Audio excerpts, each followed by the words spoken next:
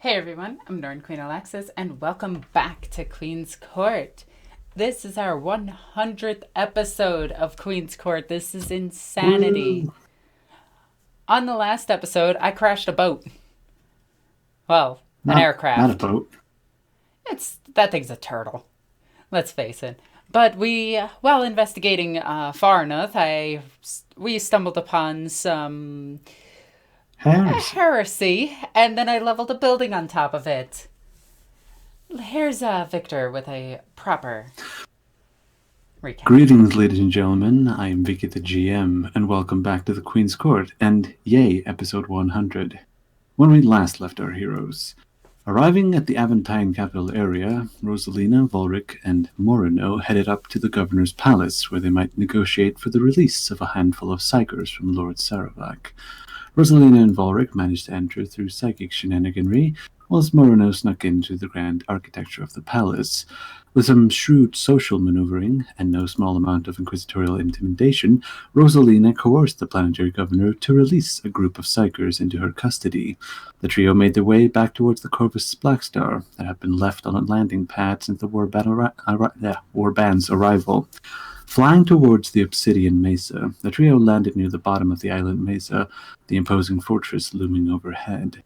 Morino sensed an etheric presence above the fortress, a ghostly figure that dove between the various structures.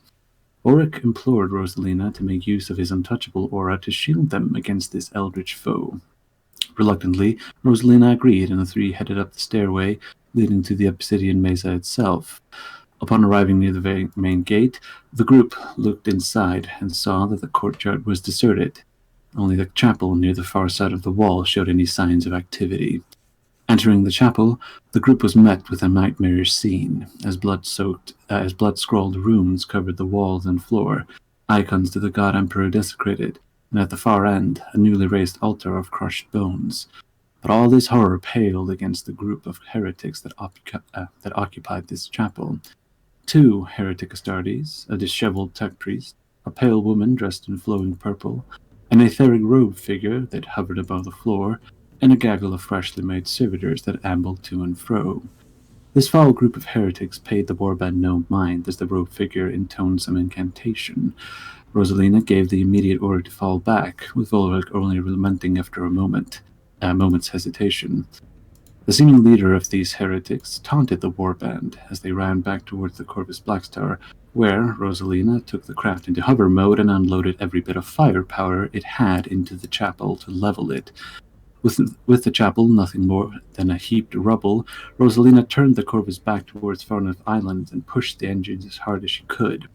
Unfortunately, one of the engines gave out in Rosalina's rush to get back, and an emergency landing was needed. Tarbak, who had stayed back at Farneth's Manor, heard the crash and rushed out to make sure all the passengers made it out safe. Now, the warband must hurry to make repairs and get the Corvus back into the air to make sure that the threat has been dealt with. Now, as all of you take stock, you can see that the mess that the Corvus Blackstar's landing has made is somewhat considerable, seeing how a large gouge has been left in the earth and a lot of trees have been split to the side. But the Corvus itself seems functional enough, but it will require some amount of repairs. Are there any tree? I assume that we're all not wounded. What little wounds you did sustain in the crash have been, I think, Patched up already by Aubrey. Yeah, Aubrey already handled all that because Okay. none of you took any damage, and you could get those that needed it got a heal. Okay. So, are there any non-leveled trees nearby, particularly tall ones? Because I want to try to find the tallest nearby tree and climb it and stealth. Fair enough. You can. As you look around, you spot one of the larger trees, a fern-like thing, and yeah, it's easy enough for you to ascend and hide. Okay. I can make an acrobatics and a stealth if you need, but the real reason I jumped is because I'm definitely going to survey the area to see if I see any signs of movement coming towards us. Right, you want to make sure nobody's following. Yeah, or if they are, I'm going to try to swat them. In that case, the acrobatics and the stealth won't be necessary, seeing how good you are at those. Yeah. But the awareness will be needed to survey the area. And then I have a natural perception too, so that's +1 degree of success. So that should be 4. I think so, yes. That is true. So, as you ascend the tallest tree that you can, you look around, and as you survey the island and its surroundings, you can the only thing that is of any note is the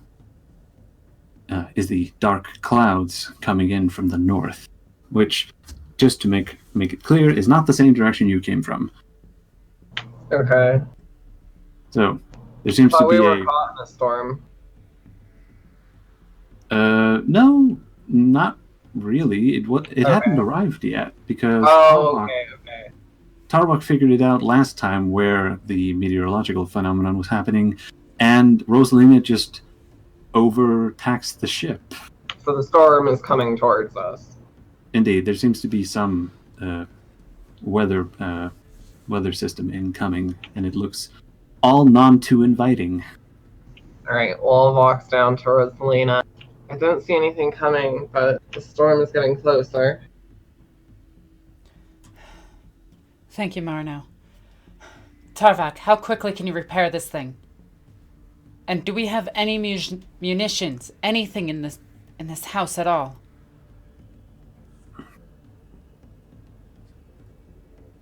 Right? John? Sorry, my mic was unplugged. Oh. No munitions that I can find other than like autoguns and base things of that nature. Nothing for a ship of this size. As for the repairs, me and the Jacaro, I'm guessing the Jacaro is working on it with me because I kind of the Jacaro, having heard the commotion along with you, has ambled outside and seems to be the miniaturized tools on his many rings seem to be out in force, and as he is fidgeting with the ship. Alright, can I roll a tech use test to kind of just get a quote on it, like an estimate of how long we can get this done? Yes, you can. But beforehand, I looked to Rosalina. How repaired do you want it? Fully operational or just flyable? We need to get back. We need to level that place and make sure all of them are dead. All of what? What did you see? Heretic Astartes. At this, his mechanical heart skips a few beats. Do you, that sounds like a willpower test in my mind. Yep. Skips a beat, but otherwise, keeps going. Heretic angels. Fallen angels. Are you sure? I know what I saw. Oh, yeah. The news of Heretic Stories kind of makes him lose track of what his train of thought when it comes to looking at the ship. And he shakes his head. 12 hours. Yes, about half a day is the best, my best estimate. And with that thing helping you? Unknown. I'm not sure.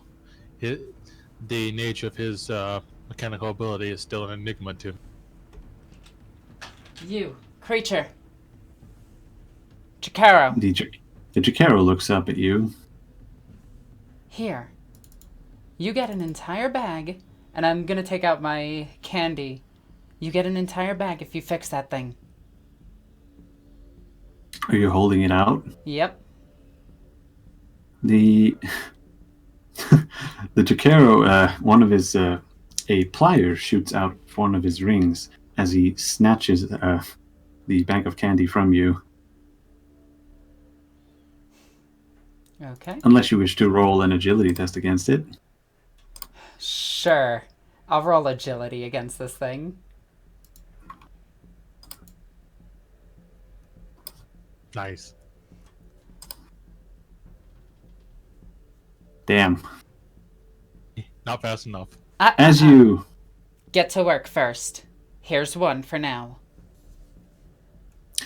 throw the piece of candy, the Jakero catches it in the plier that missed the bag just then, and sniffs it before munching on it.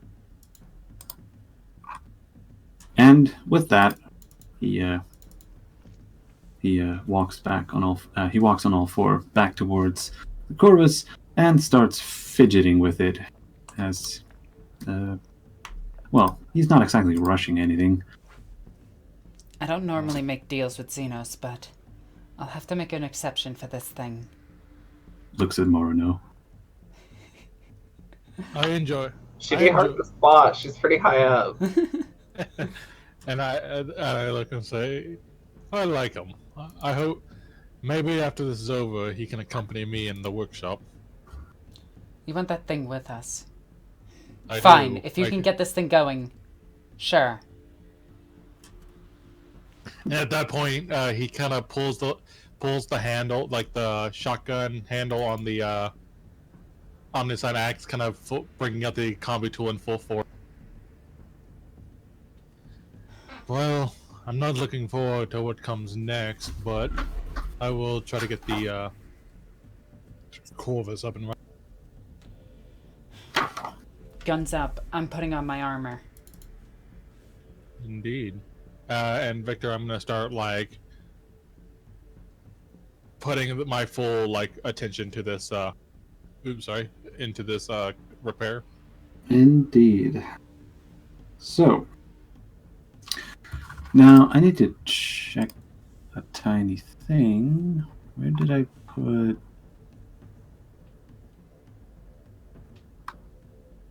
Oh yeah, that's right. I keep forgetting that I put the Corvus is all the stats for the Corvus are on Thalia's sheet, and she is currently on the Oath Unspoken. So, the integrity is currently on the Corvus Blackstar.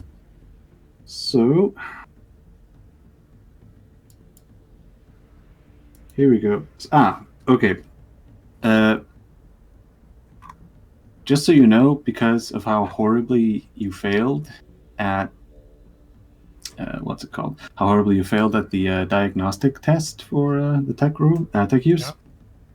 Yeah. I hadn't actually looked up at the repair time for critically damaged things, so I'm just going to go over that. So the skill requirement for critically damaged vehicles is tech use or trade armor. The repair difficulty is either challenging or a +10 if the character has both, which you do. So let's see. The repair time, it varies or /1 day per point of critical damage repaired. Critical damage vehicles take an exceptionally long time to repair, and only rare individuals steeped in the forbidden knowledge of the Omnissiah are truly capable of soothing the machine's wounded spirit and coaxing a life into it once again. If the vehicle has suffered any critical damage, not including critical damage caused by Wretched Fury, it is critically damaged.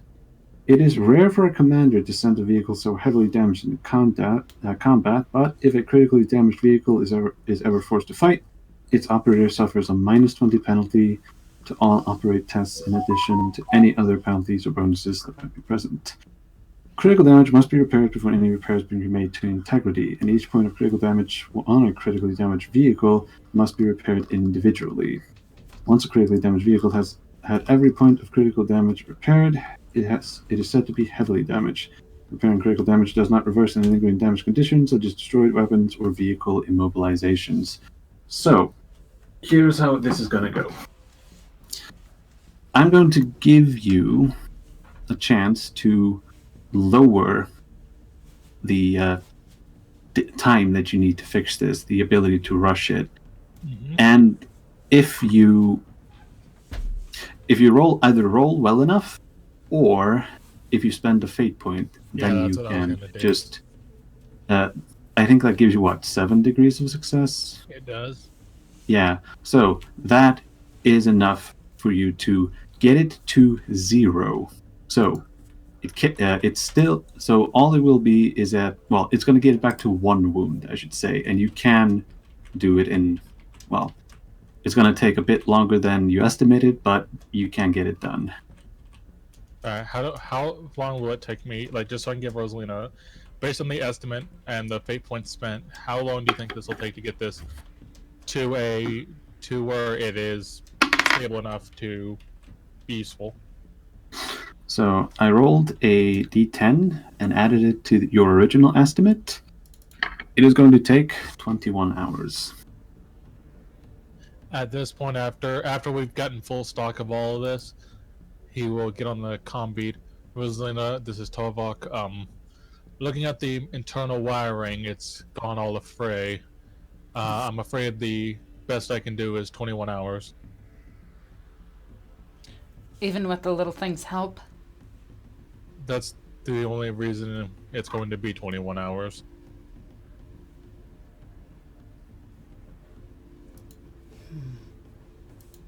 Okay. Very well. So, while Torvok busies himself with the repairs of the ship, meanwhile,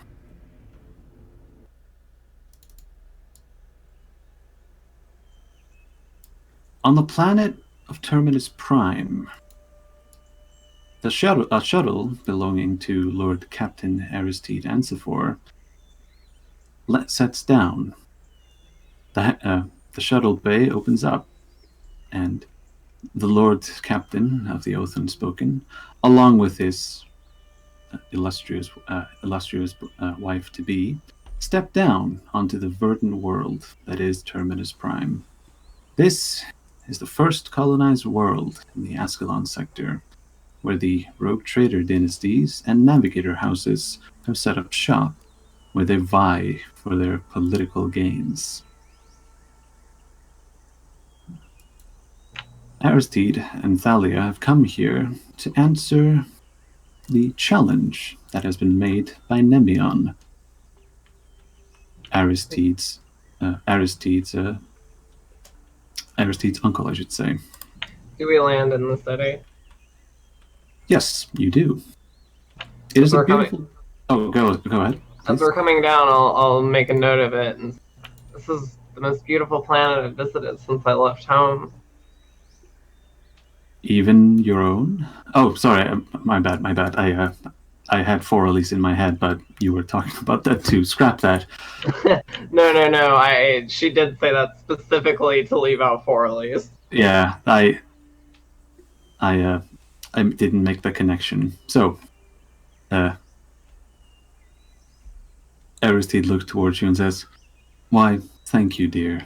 It means much to me that my home be so highly regarded." It's just surprising most of the places I've visited have been so destitute. Yes, it is a sad fact that not all planets are equal in the eyes of the Imperium. I guess they would say they all serve their purpose. Now, if we are going to pull our little stunt off, and I myself am shocked that you were able to find that little loophole, but I am grateful nonetheless. Can you clarify what the loophole was again? It's been a while since we discussed it. Oh yeah, it's been a while. Let me send you that message privately, just so that some dramatic tension can be upheld. Oh, fair enough. All right.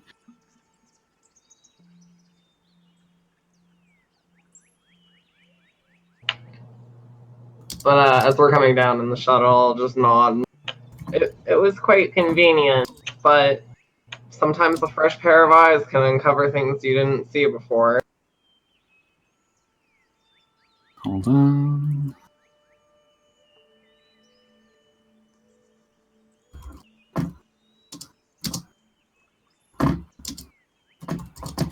There you go. I think that should explain it closely enough. Yes. All right, cool. So, sorry, could you repeat that? I was writing. I just said that it was super convenient, but if you have a new pair of eyes, that you can spot things you didn't see before. Yes, and I have a feeling that, well, that both of us, and he gestures towards Thalia's abdomen. Well, actually, no, her womb, I should say. I think she will learn to appreciate it. I think so too. And I'll look down. Have I started to swell? Yes, you have indeed started to swell. Okay, fair enough. The journey to the Ascalon sector, the journey through the Ascalon sector has taken some time, and Thalia has begun to noticeably show a bulge. Oh, that's good then. So, Yes. but I'll look down and smile and just nod at him and be like, yeah, I think you're right. Indeed. Now, let us get this ugly matter out of the way. And the pair, along with a squad of both unspoken armsmen that flank them, they walk towards the ancestral home of the Heresy dynasty. It is Okay. go ahead. It is a grand structure built in the earlier styles of imperial architecture. The towers are just a bit taller. The arched windows just that more grandiose. Some would say it is tacky, some would say it's out of fashion, but the Ansifor dynasty has always upheld that the old ways are just that much better. Well, after a few moments of being breathtaking, Thalia will say, "This is one of the most beautiful structures I've ever seen." And I don't doubt that you've seen quite a few, though you must not flatter me too much. The structures back on Ossian were quite breathtaking, if I do say so myself. That's true. That's true. But there's something about other structures I've seen. They're not like this. And we never had anything as big as this back on Forley's. That is true. Forlis is unspoiled for now, and I do hope they manage to clear up the line of succession before something throne awful happens to that world. I knew that captain. Well, I'd seen him when I was younger. It was shocking to see him pass like that. I don't know what the line of succession for their dynasty looked like. I must admit I don't know either, but I will pray to them tonight that the Emperor guide their hand. And with that, the two of you enter into the grand observance hall of the Aristide house. Inside, you find a long hall. Inside, you find a not sure how to describe this one. It's a large hallway with. I'm almost tempted to say like benches on the side, but that's not quite correct. Like, what are the seatings in stadiums called? Huh? Oh, bleachers. There we go. Except grand scale 40K. You can see that. You can see in the seating to the side, let's call it, members of the Aristide dynasty seem to have come from all across the Ascalon sector. Though there are noticeable gaps in between, giving the space a rather a hollow outlook. However, at the other side of the hall, you can see Nemion tapping impatiently against his foot impatiently against the floor, with his back turned to you. There he is. Remember, if we play this right, we should have no problem. Right. Uncle! Oh, go ahead. Sorry, go ahead. No, I was just gonna say that I look back over ominously at. My dearest uncle, it is so good to see you again. You see Nemion turn around and say, it took you long enough, boy. I take it that the warp currents weren't too unfavorable, or else I might accuse you of tardiness. Oh, uncle, it is just so like you to repay your rescue with such unkind words. Bah! Let's get the small talk out of the way, Aristide. You know what I am here for. Yes, you wish to usurp me. Do not speak of usurping to me, boy. You took my position. After you were lost in the warp, dear uncle. Pah! This is what this entire mess is about, and we will settle it here once and for all. Exactly. Now, if you don't mind me, I'm going to settle it.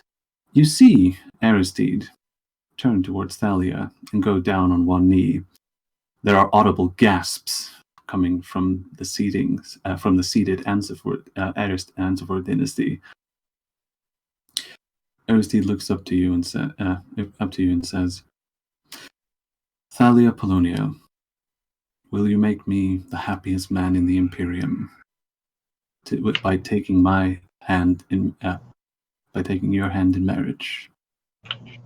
Aristide Ansifor, nothing would make me happier than to take your hand.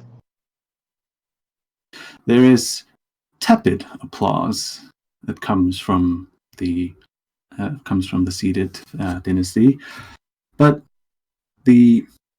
your attention is drawn. Hold on, I think I made a slight mistake. At this point, I'm looking almost smug. Hold on. The audio went out. Why did it stop? Let me see. It should be that. Why is it not going?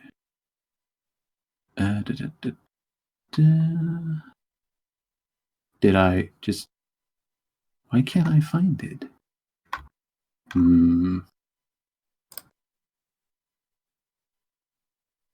This is annoying. I'm gonna have to put something else on. It's alright. Yeah, this is bugging me now. I can't seem to find the background audio that I had set up. Oh, never mind. I found it. Here it is. So there's still some bird song coming from the outside. All right, there we go. Okay, you hear your attention is drawn to Nemion slow clapping. While I suppose congratulations are in order, but I fail to see how this is relevant to the current situation. Dear uncle, but that is where you're wrong. Aristide rises back to his feet. I hereby invoke my right of succession to my direct heir. I will just go ahead and put my hand on my hip and look around smugly, showing off Trigger belly. It was. If it was. If it was not noticed by this point, it becomes glaringly obvious to everyone, and you can see Nemion's face drop. I think that's the expression. I think so. You can't do that. It is well within my right as patriarch of the Ansifor dynasty. You damned fool. You hear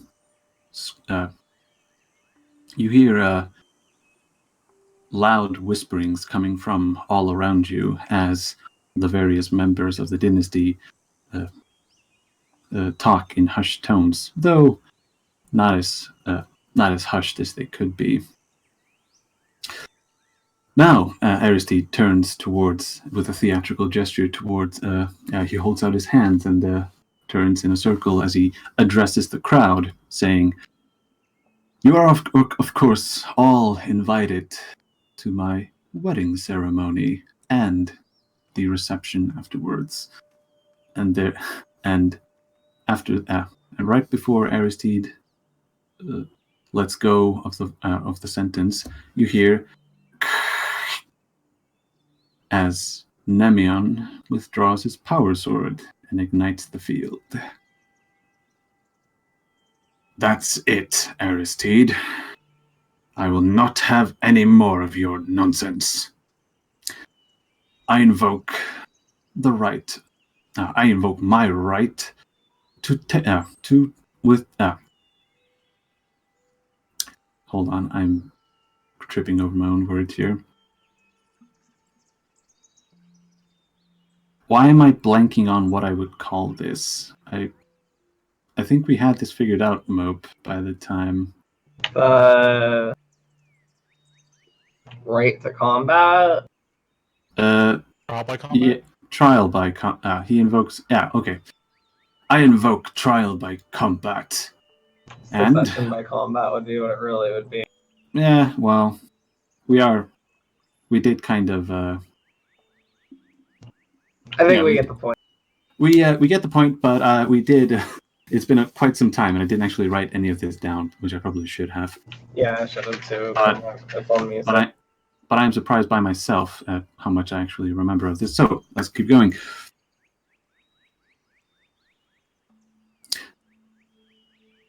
Aristide draws his own power sword and says, "Now, seeing how an unborn child is unable to answer your trial, I will be its champion instead." And with that, Aristide removes his rogue trader jacket and hands it over to Thalia. I'll take it. I'll look up at Aristide and just see, does he look super confident? You could, as he looks down at you, you see him smirk and he winks at you. Okay, fair enough.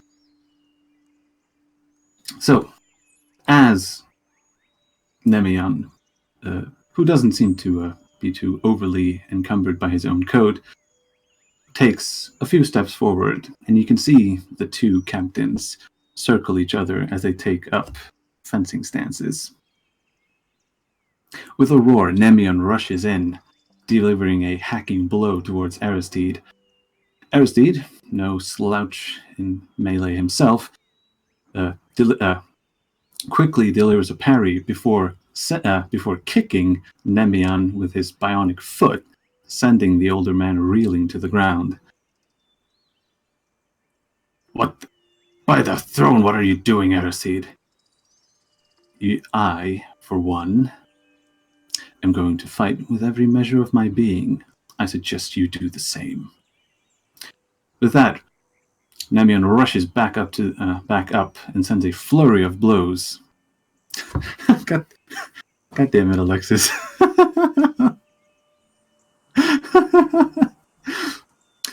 Hold on, better get the Konami code so we can cheat. Oh my god. Beat his ass! The two swordsmen go at it with parry, thrust, and counterattack, but But you see, Bathalia, you see Aristide make a slight misstep, and Nemion takes advantage of the situation and slices into Aristide's bionic knee.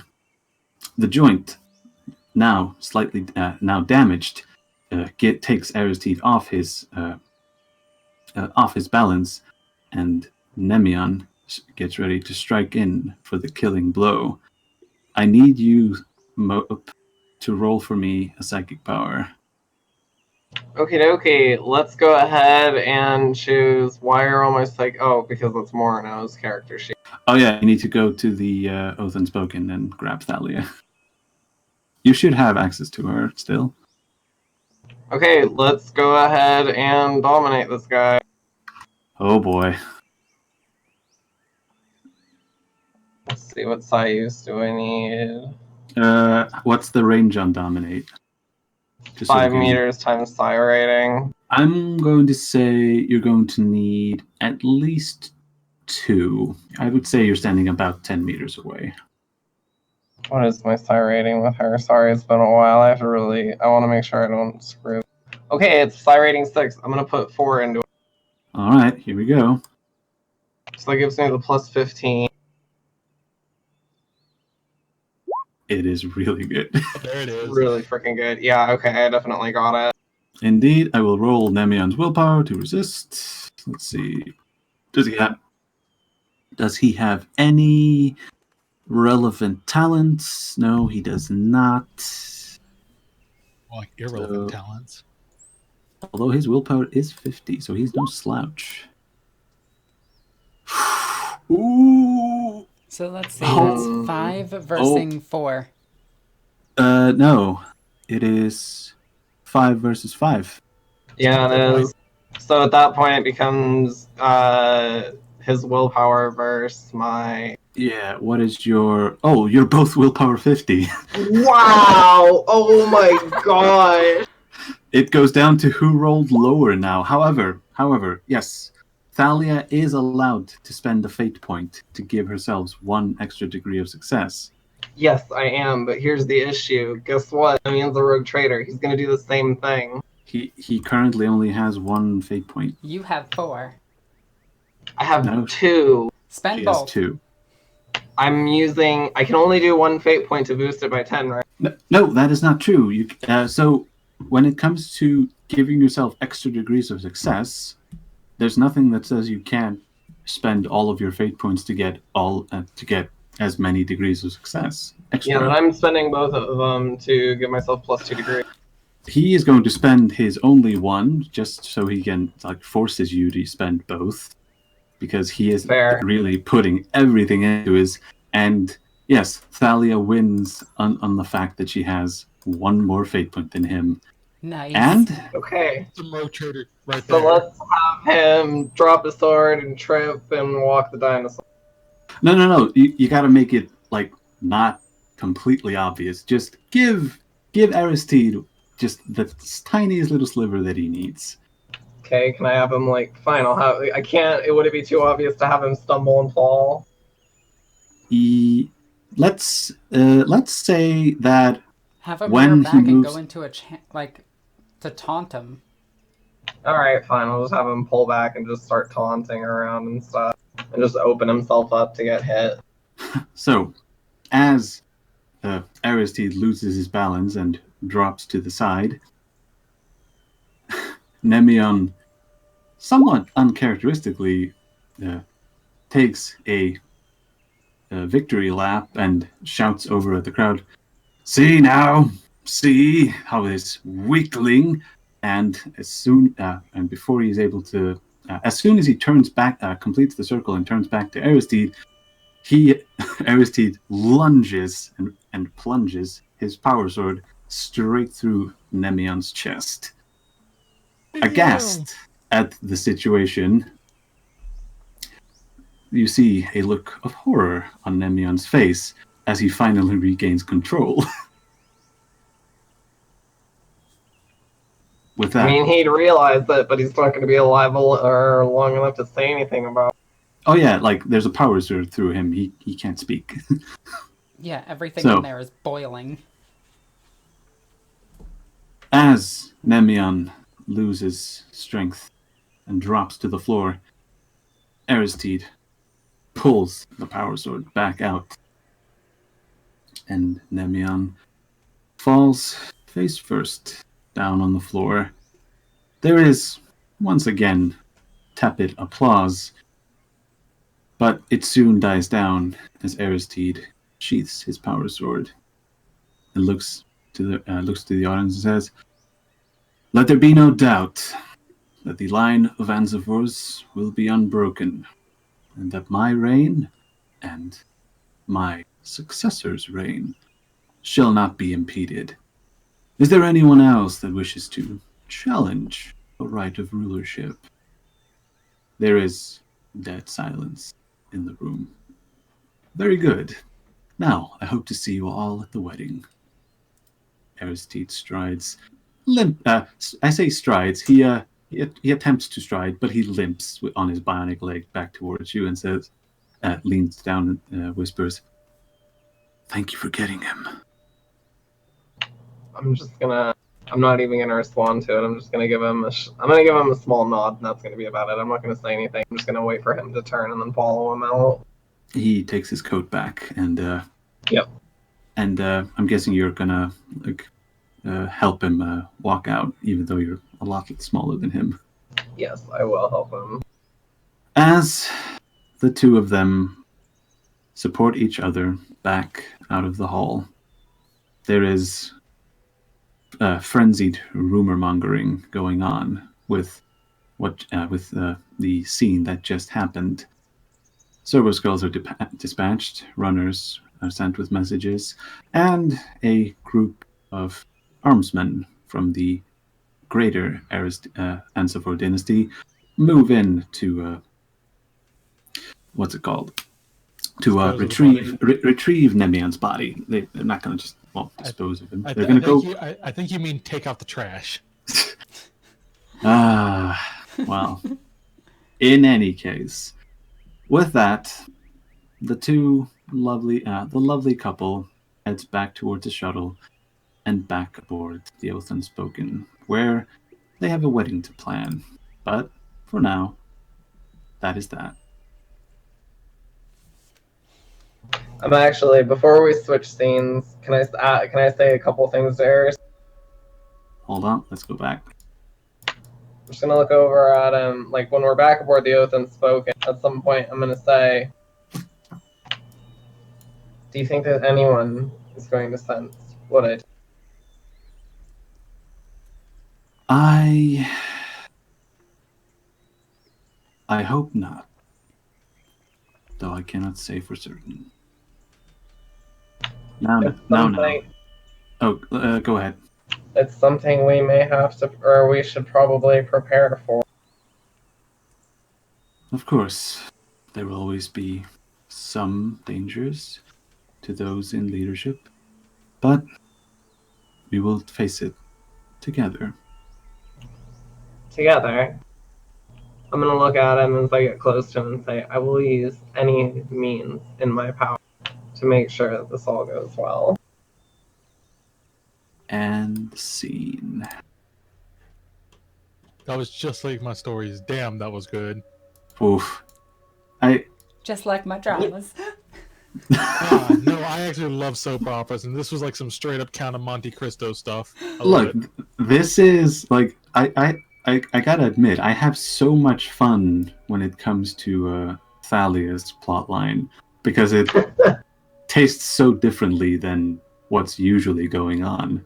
Yeah, it's definitely true. It's not typical of what most stories in these games end up. I need my vapors. Oh, need the vapors. Lord. Oh, that was so cute. Yeah, Thalia and Aristide make such a cute couple. I actually have the miniatures. I'm gonna start painting them soon. Like they're right here. Nice. But So, like, I wish my girlfriend would like use psychic powers to help me win death fights. I mean, it's not cheating if you don't get caught. Amen to that. Speaking of cheating, let's go back to the fixer-upper. What you mean? Well, you did use a fate point. Fight me. That's invoke. I mean, fate points are kind of cheating because it lets you invoke either the Emperor or the Machine God, and it also sometimes comes from another power. And you you know mean which power gives the most of them out? Yeah, Isha. Nuffle. Yeah, Isha gives a ton. I'm back to playing Morna with my 1. I mean, it's not. Oh, hold on, be right back. That was cute. That was cute, though. That was actually really good. I definitely enjoyed it a lot. It definitely made me swell up inside and all that stuff. It was very, very sweet. Yeah, your husband just killed a man for you. Yeah. And all it took was spooky demon magic. Well, I mean, to quote Pirates of the Caribbean, would you love me if I was anything else but what I am? Fair enough. Okay, so back to the actual game real quick. Right. So I'm up there as Morno, and I'm looking around, just checking. It doesn't look like anything's come out of. I'm gonna have my Inferno pistol on my right side, my sword on my left, my force sword breaker in my boot, which is named Dwight. I'm gonna have my brazier on my back, just burning. Let's see. And I'm actually gonna take the bolter with me. I mean, yeah. So Are we going to be able to repair this thing, or are we abandoning it? We're taking the time to actually repair it. Okay.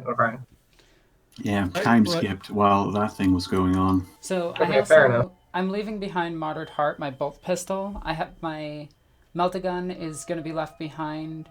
My Flamer is left behind. My hallucinogens and psychotrope grenades are left behind.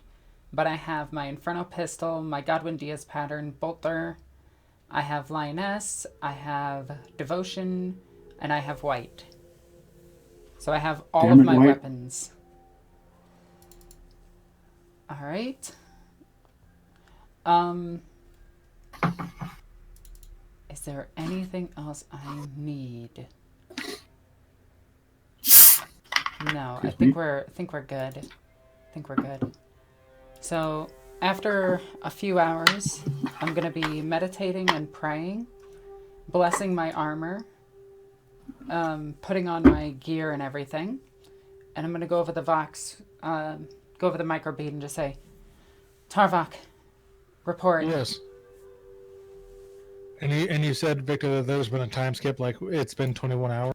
Yeah, I'm gonna say it's like right before you like you're putting the last finishing touches on. It's by no means done. Like it could use like another week in the hangar bay, but at least it will fly now it will fly without exploding. But if you get hit, then you're in trouble. The ship is maneuverable, it is operable, but quite flimsy, and honestly, we will have to land quickly and carefully, or else it will suffer even more beyond my capabilities.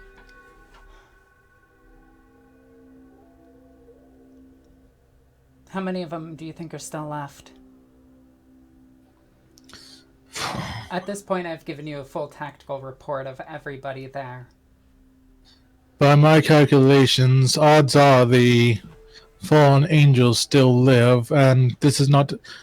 and being that it was a chapel, it probably had an extensive catacomb network. Damn. Hopefully it entrapped them at least. Alright. Perhaps. Tarvok, power my armor. Yes, that was already taken care of for you. Already been taken care of. Heavy or light? Mine is light. Roll for me a d5 to see But how it's long. also based off of the sororitas armor. Because that's where I got it from. Yeah.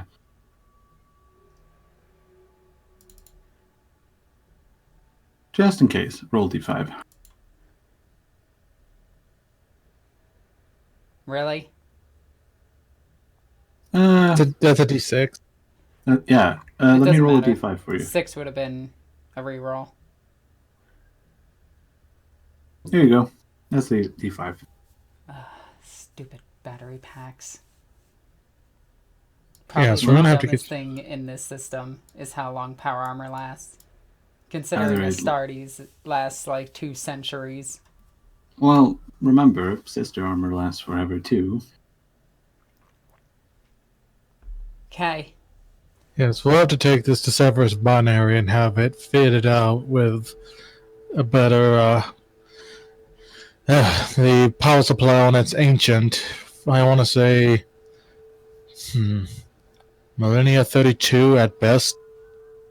And it seems like its previous owner did not maintain proper ritual. It works, but it's got drainage leakage problems. We'd have to get to a forge wall to get you a better one, I'm afraid.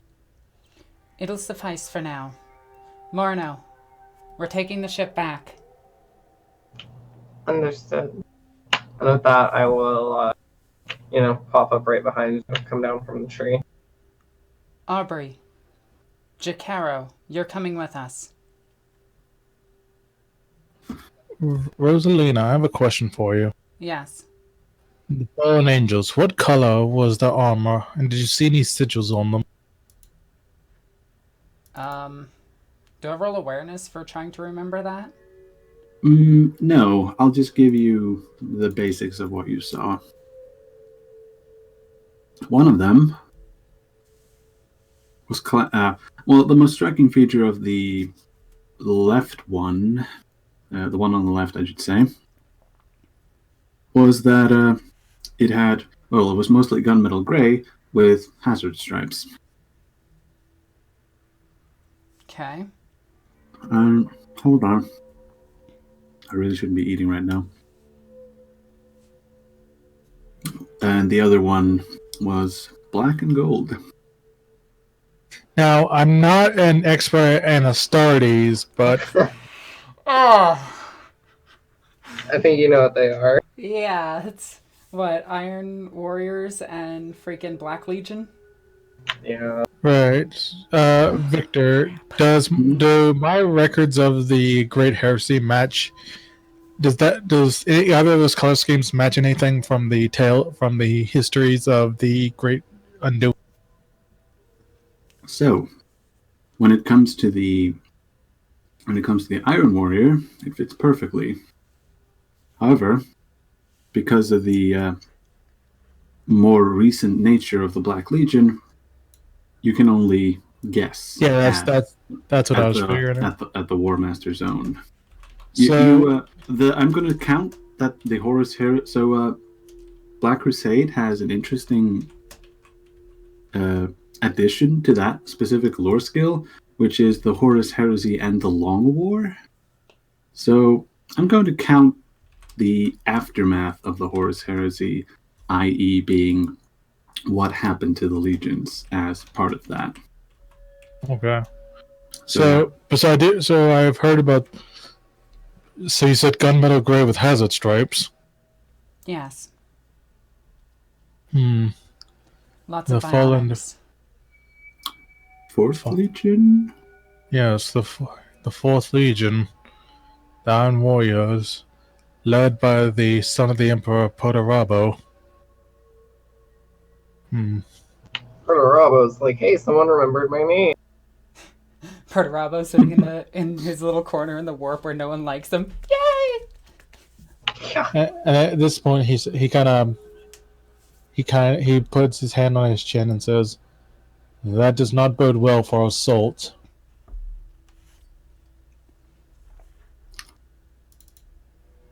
Morno will look over tentatively at you with ears perked up. From my records, the Iron Warriors are experts in fortification, traps, ambushes. Siege warfare. Victor, we're gonna have a long talk about that and what the meaning of a siege is. Oh, right. Okay, that's fair. We'll discuss that. I'm playing with you, but fortification, defensive. They're very defensive-based doctrine, meaning every step we take could be dangerous. The catacombs are. We could be walking into a veritable cesspool of traps and ambushes. We still have to go. And you Indeed. suspect that we did not kill them all. She says that looking at Tarvok. Unlikely. The fallen angels from my studies are venerably hard to kill. We might have killed the cultists, maybe even the witch that you described, but again, at the sound of us leaving, they might have marched back into the catacombs. We might not have killed a single one of them. Morna will blink for a few moments. There's teeth. This is an extremely formidable foe. Terrifying. If it were up to me, I would not go down there without at least 100 troops. But fortunately, we are not afforded that luxury. We can't take the risk of them discovering the Fallen. Just that getting out on this planet alone would devastate the population. Yes. However, some precautions will be taken. I've seen to that. Of course. Are the preparations made to my bolter? Now with that, he holds it up. Yes, I made some very nice modifications to it, not only external but internal too. You put the combi weapon on it, right? And he shows you the charging handle. He says, I iron bolted the charging handle, giving you better balance with the new addition. As he he cocks it and shows you the internals. The magazine, I shaved off excess material from the magazine, making it quicker to reload, making it more favorable to reload. And I gave you a textured grip for when your hands get wet. But you did install the combi melta in it. This is functional, yes? I would not give it to you if it wasn't. So, with that, preparations are complete. The Corvus, which has been moved slightly into a... Oh, excuse me, I have a hiccup. Indeed. Oh, and Victor, when we're doing the internals, I do want to inject I want to use my utility mechandendrite to inject sacred unguents into the vehicle's computer system. Fair enough. -1 then. Yep. So I'm down to 4. Yes.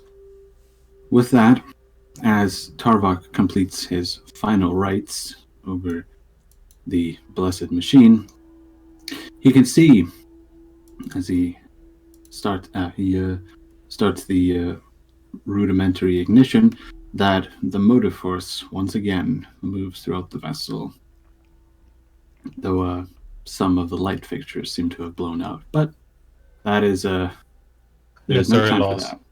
Yes, Tarvok will indeed pop a cigarette. I'm gonna tap the consoles as I flip the switches to turn this thing on. Forgive me, but fly with me. The Emperor gives you guidance. Right. With that, Rosalina finishes the ignition sequence, and though the engines give a slight cough at the start, they do in fact whir up back to some semblance of full power, and off into the air lifts the Corvus Blackstar. She's shaky, but she's holding. Tarvok has 6 hands on the emergency handle. Tarvak, we are low on weaponry. In fact, the ship is out. The front right hatch on your side. If needed, lower the hatch, brace yourself, and open fire. And at this point, he looks kind of sadly at his little pistols, and nods his. I will commence a. At this point, you see his eye flash blue, downloading data. Topic: Underhide gangers, tactics, and doctrines. Location: Necromunda. Tactics data acquired. Also, if needed, use my bolter. He nods his head. Does Tarvak have bolt training? No, he does not. Oh, just checking. Oh, Actually, let me check. But I don't think he does. I never Weapon used a training bolter. should be at the top. all right. Let's So, let's fly there. as you zoom across the heavens, not at full speed, you don't want to push anything at this point, but you arrive, and the weather system seems to have moved past Farnov's Island and is currently right here. It is. It seems to have. As soon as you land, where you previously landed, and as soon as you disembark, you can see that rain has started to fall quite heavily. And let me just change this. Damn it. Here it is. Riza, stay aboard the ship. If anything comes at all that isn't us, fly as high and as far away as you can and hide. I will find you. And with wait, wouldn't you just tell her to stay here? With what protect? Oh yeah, I guess I will tell her to stay back in Farnut's fortress. Yeah. So she's gonna stay there. I'm guessing Aubrey is gonna stay there too, just to. We need the healer. Fair enough. Fair Yeah, enough. Aubrey's coming. I ain't patching. I can't patch nobody up. Tarvak, she's staying behind your force field generator. Yes. I will. I will actually have instructed her of all the hidden hatches and what have you, where she could hide. Yeah. Quick note before you set off. Just for a quick piece of information. As soon as the Karo's Black Star is about to take off, the Jokero walks back off into the house. Did you pay him the price you offered? Yes. Okay, so yeah. Wait, what did she offer? Candy. Okay. I paid a monkey and candy to fix an ancient vessel. Oh my Only in God. 40K. Only in 40K can you do that. I mean, yeah, why not? So, you land, and above you, a familiar sight greets Morino, Rosalina, and Volric. Though Tarvak is seeing it for the first time, it is the looming presence of the Obsidian Mesa and the fortress set atop it. I will scout ahead. And with that, I will duck off. And do you want me to make a stealth roll? Yes, you can. You can also roll Synesians for me. Okay. I'm gonna roll senescence as well because I'm as well.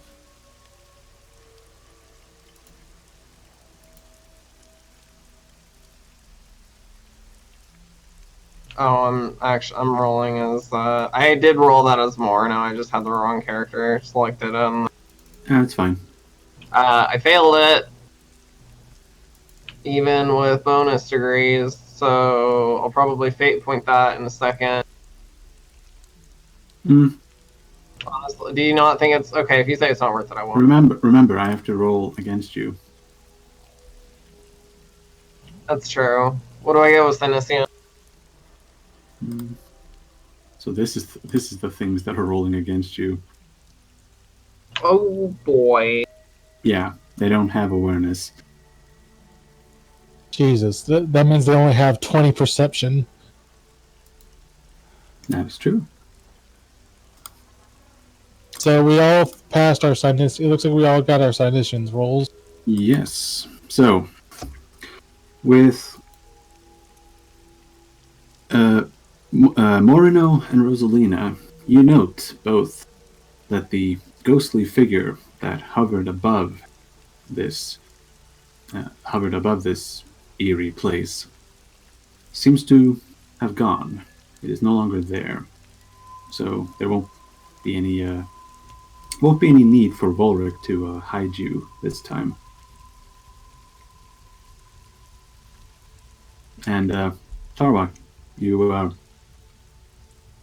sense the increased background psychic phenomena, but there seems to be no great power anywhere close to here. Alright. So, did I ever get a gauge on what the Ethereoscope's range is? I mean, technically you can just point it at the sky, and if there's a warp rift, you can see that. That's fair. So, Right. I look at it. So, there's no... If Gork's grin was in the sky, you could probably see it, but, you can't see it just yet. Right, so, okay, but my Aethoscope is showing up nothing malign or portent. Huh. Ha, no, it's not. Also, nice reference. You're welcome. So, who wants to take the lead? Well, I mean, as always, but Morno is ahead of me. I am. I would be the one ahead because I'd be scouting up and looking around. Should I make an awareness? I'm also going... I'm looking on ground level, though. Where is Morino scouting, to be specific? Is he? I'd be trying to ascend the mesa. Fair enough. But that does sound like an acrobatics test to me. And I'll even give you a -10 because I didn't put in raining. the -10, but I do pass on the -10, and I do unnatural agility 3, so that actually is 2 degrees. That is true. So, the rock of the mesa is made even more treacherous with the falling rain, but with the alien agility of the Eldari, Morino is able to ascend the rock face quickly enough, and even is able to scale the walls that line the outside of the mesa. The outer edge, I should say. As she reaches the top, she can see the devastation that Rosalina has wrought upon the chapel. It is completely leveled, with fires still sputtering about. She can roll awareness for me. Oh, did you roll awareness already? Sorry, my bad. Yeah, I did. Sorry, I didn't look at the... No, it's fine. I rolled it before you told me I needed an acrobat. Right, so... I was too eager. It's fine. So, as she peers into the darkness, you can see, among the rubble, movement. Some standing free of the rubble, others half buried. It seems that the servitors didn't get out of the collapsing building, at least not all of them. The servitors? Yeah, remember? They were... I do. But are they alive just wandering around, or are they partially crushed? Some of them are. Others are just moving to and fro. I'm gonna go over the box, and there are what you call servitors just wandering freely. If they survive, then there are definitely other survivors. Put them down before we get there. Understood. And with that, I will pull up my rifle and put them down with one shot each. As soon as you look through the scope, I need you to roll a Senescience for me.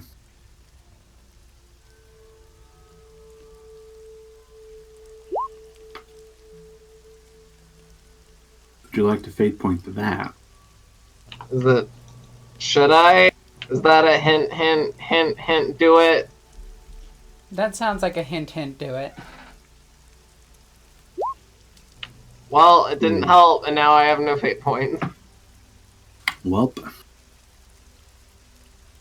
So,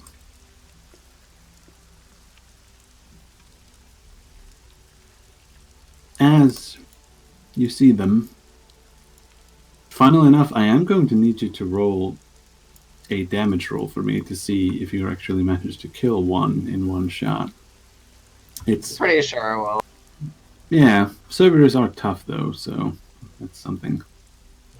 Here, let's roll to see if I get all my bonus damage. What am I hitting on? 100 and something. Just roll a d100. Look, I got enough.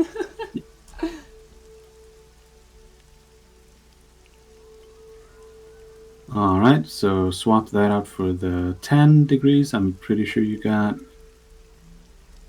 So that's a total of, if we do plus 10, that's 35 damage, I think. Yes, that is in fact enough. Well, I hope so. So, as. Yes, count ammo for me, Mope. Hey, I As- lose one shot. Out of your 120, oh no. No, my magazine with the Elder Long Rifle is actually only Only how much? 18. Oh, okay. Because I know the shards are literally like 120. Yeah, I think you're thinking of the shuriken. Yeah. Shuriken Yeah, catapults. shuriken weapons have huge magazines. How loud is another sniper rifle? Not very, I don't think. I think it's literally like a pew pew. Yeah. It doesn't even If have a muzzle Don- flash. If Dawn of War is anything to go by, yeah, then yeah.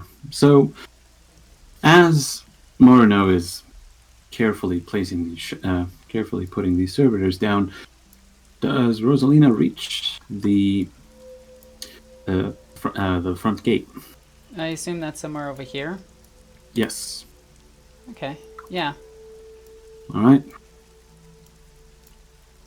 So drag thyself and roll for me in a Anisian style. Starbuck, if he has the Ethereoscope up, can do the same. Which is already established. Should I Yeah. put myself down as well? Sure, you can put yourself in the corner to represent the wall. Nobody puts baby in a corner. Like right there? Yeah, only Tau should be put in corners, and that's where they should stay. Whoa, the map is bugging out. What? Oh, it's because What's I'm up? slightly off screen. Yeah, Here, we'll just go right here. yeah. God, I There you forget go. how massive I was. Yeah, Tarvik is chunk. So, let me just real quick grab this guy. Hold on, I need to go answer something. So Morino's just pulling us, Saving Private Ryan. As we approach, she's just putting them down. Looks like I got one before something's about to happen. I'm back. Oh, yeah, he can stay there. So, with your Sinisians tests, you can tell, with dawning realization, that somehow these servitors that Morino is putting down have, well, they show an elevated psychic essence. What? The Emperor's name? What? It seems that you have found the occupants of the Obsidian Mesa. What in the sands of Mars? Morino shoots another one. Yeah. How many, Can I? How many magazines do you have? I think I've got 2 left. Actually, I don't even count them in magazines. I count them in how many rounds I have. I have 49 Eldar long rifle rounds, and then I have 16 in my gun. Okay. Can Excuse I? me, 15 now. Can I roll Forbidden Law to see if this is in any way normal? You don't have to. You automatically succeed, and the answer is no. Whatever happened to the occupants of the Obsidian Mesa complex seems to have taken a turn for quite the worse. But not only is this highly, highly illegal, Tarmac, you also know that this is both heretical and thought to be impossible due to the process of servitude which servitors go through. Their ability, well, psychers are usually, when psychers are usually put through that process, they lose their psychic abilities because that part of their brain is scooped out. Yeah, so note to self, find the blueprints to this, because I want my Theta 01 to be shooting lightning. Yeah, don't say that in front of Rosalina, please. What are you gonna do? Now, I have 3 meltaguns on me. Now, before Moreno finishes off the rest of these, need I remind you that you need psychers? What about them? For Damn the it. gate. Yeah. Morno, we need them. Shoot him in the knees. I will switch over to shooting them in the knees.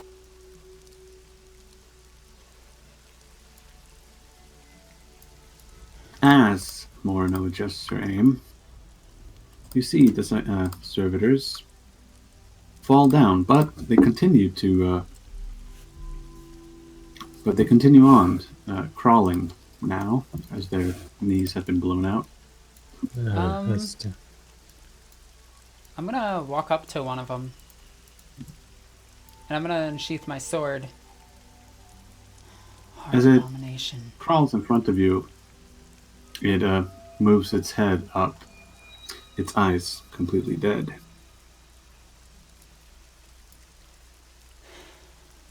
May the Emperor guide my blade. And I'm gonna take my sword and I'm gonna cut off its arms. As you do, it starts bleeding, both Wait, how does oil it start and bleeding? blood.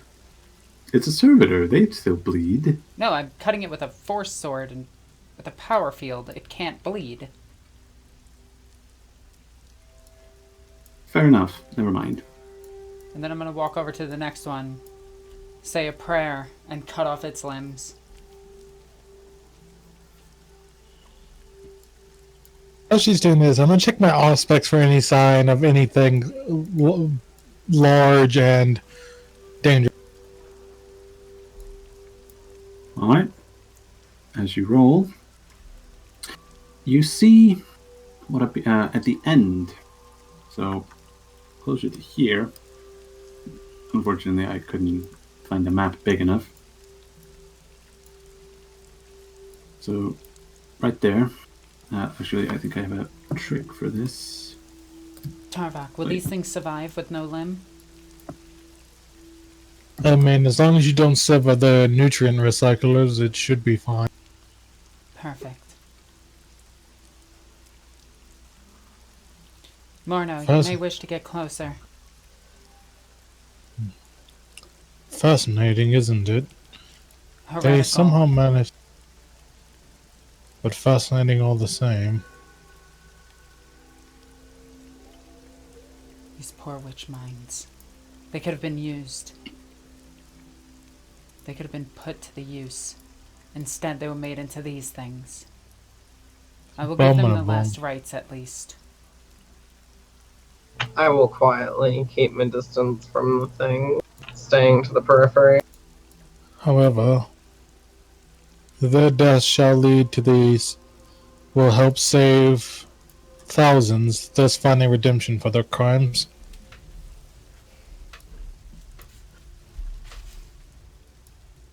And Rosalina's going to look back at you and just look forward. Let's keep moving. Your theroscope beeps. I immediately check it. You see near the back of the rubble heap, there seems to be a scorch mark. That's the best description you have for it, of a circle.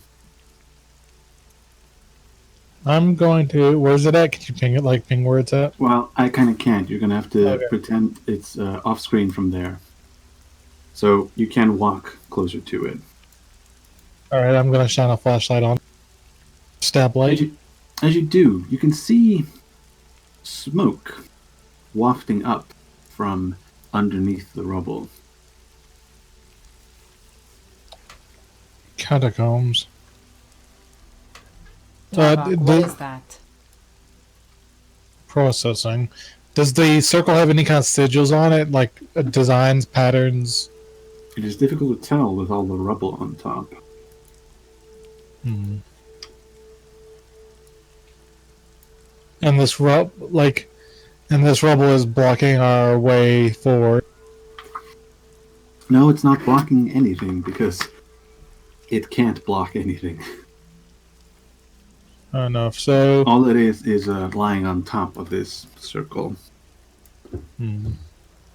Oh, can I send my rat to kind of scurry through the rubble to get a better look? Yes, you can. You see, so you see me like put my hand palm facing the ceiling towards the rubble, and one of the scout vermin, rustles its way out and in like between the crack. Indeed. As the remote access tool scurries down beneath the rubble, it starts to build. You start building a hololithic image of the. Oh, what the? It's Hey, train. man, that's- You know that. All right, sorry, heresy train.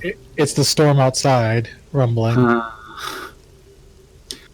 It's the heresy train with no brakes. So, as the rat continues to walk around and scan the circle, Tarvok starts building a hololithic display of the circle from one of the projectors in his hands. Actually, Tarvok, Knight, I should say. Yeah. Do you mind if, for narrative effect, if Tarvok has a bunch of hololith projectors in in the palms of his hands? Yeah. So he can hold them up Zenyatta style and project an image. Yeah, I imagine that they're based from the Electus in all of his hands, starting with the Inquisition mark on his right hand. Right, that would work.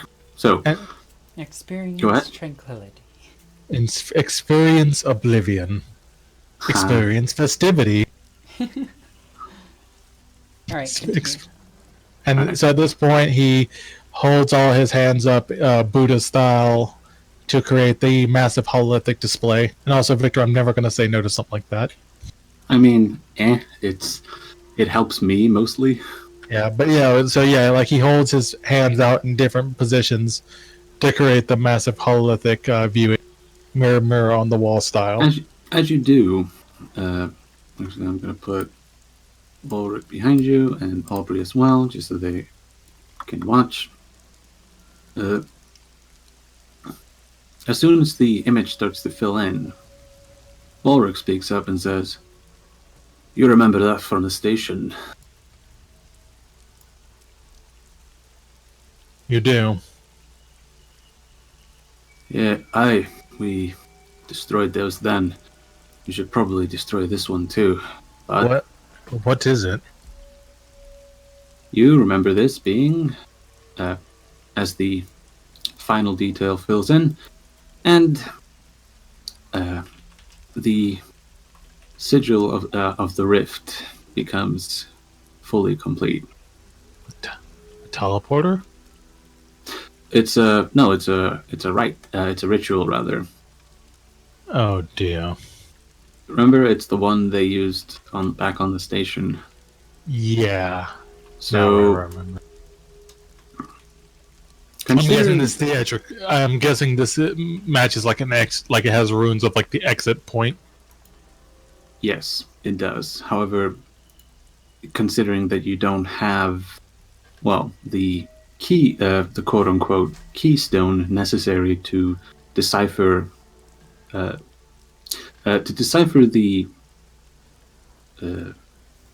runes that they're using, shall we say. Oh, great! They're And cultists and they drink Keystone. I don't know what that is. Anyway, continuing. So, the ritual they must have been working on must have been this one. Well, we found where the fallen angels retreated from the station. It seems they ended up here. Victor, can I calculate the distance between these stations' whereabouts and this, just to get an idea of how powerful this ritual was?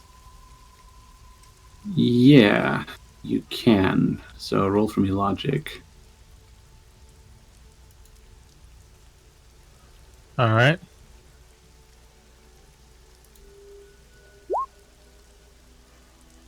Yeah, that's that.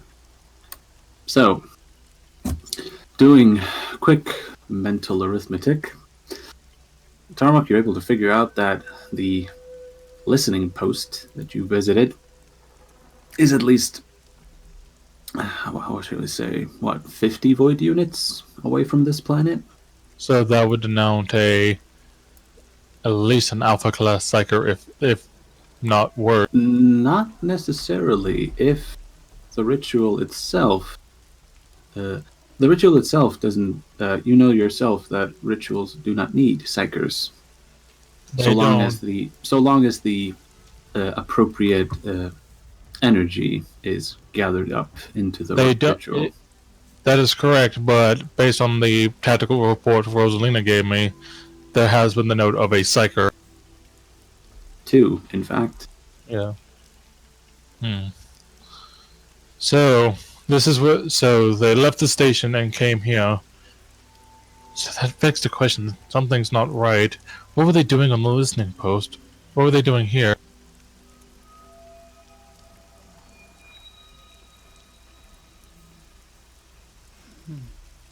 Anyone? Morano has not much to offer in this situation. She's just very uneasy at the chaos stuff. Will remain quiet, sulking in the background. We need to find where they are. If these things survived, they survived. So, do you think that they're still here?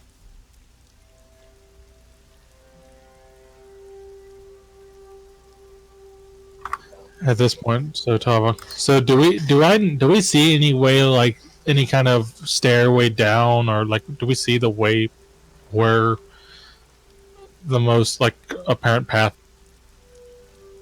Yeah, as you look to both your left and your right, you can see the rubble half filling 2 staircases that lead down. Traversable? Not for you, but you're too big, is my point. But someone like, say, Rosalina is small enough to fit, and for that matter, everyone else.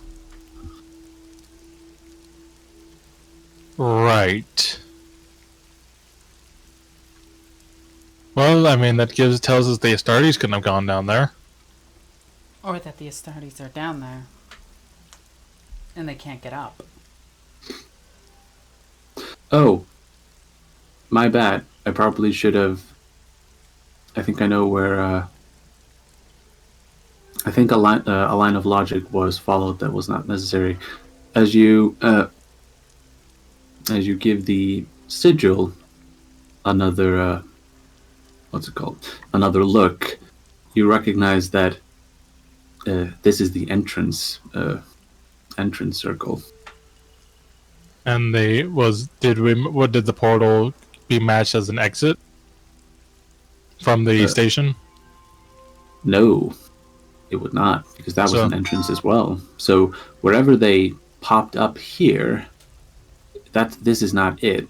But considering the fact that, well, they couldn't have gone far, well, in the time that Rosalina leveled the place, then odds are this is where they popped out. So, in other words, they're still here. No. Like, odds are they left They used this portal, this ritual to escape. before you crush them. At that point, I looked to Rosalina. So, what do we do now?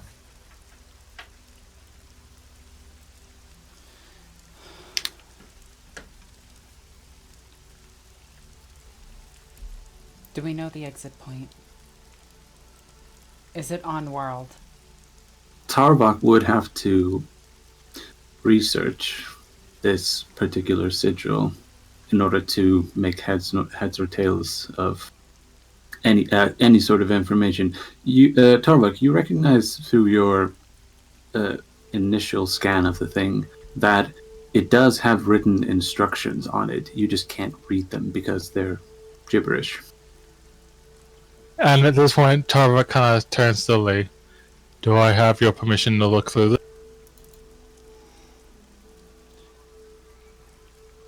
I wonder something. Hmm? I know this is weird, but I'm gonna look at the sigil really quickly.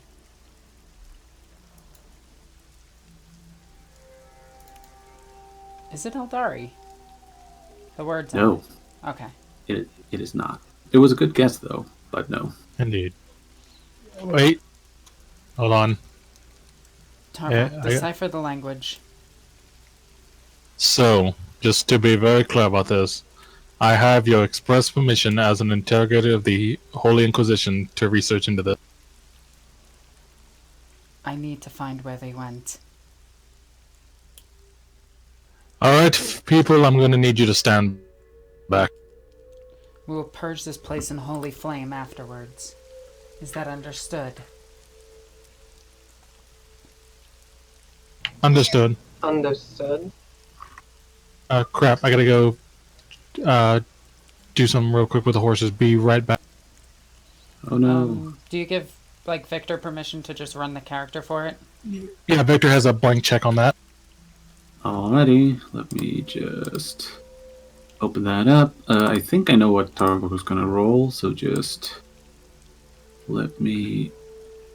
Oh, never mind, he has just this. He can theoretically roll every linguistics, but he rolls it at a minus.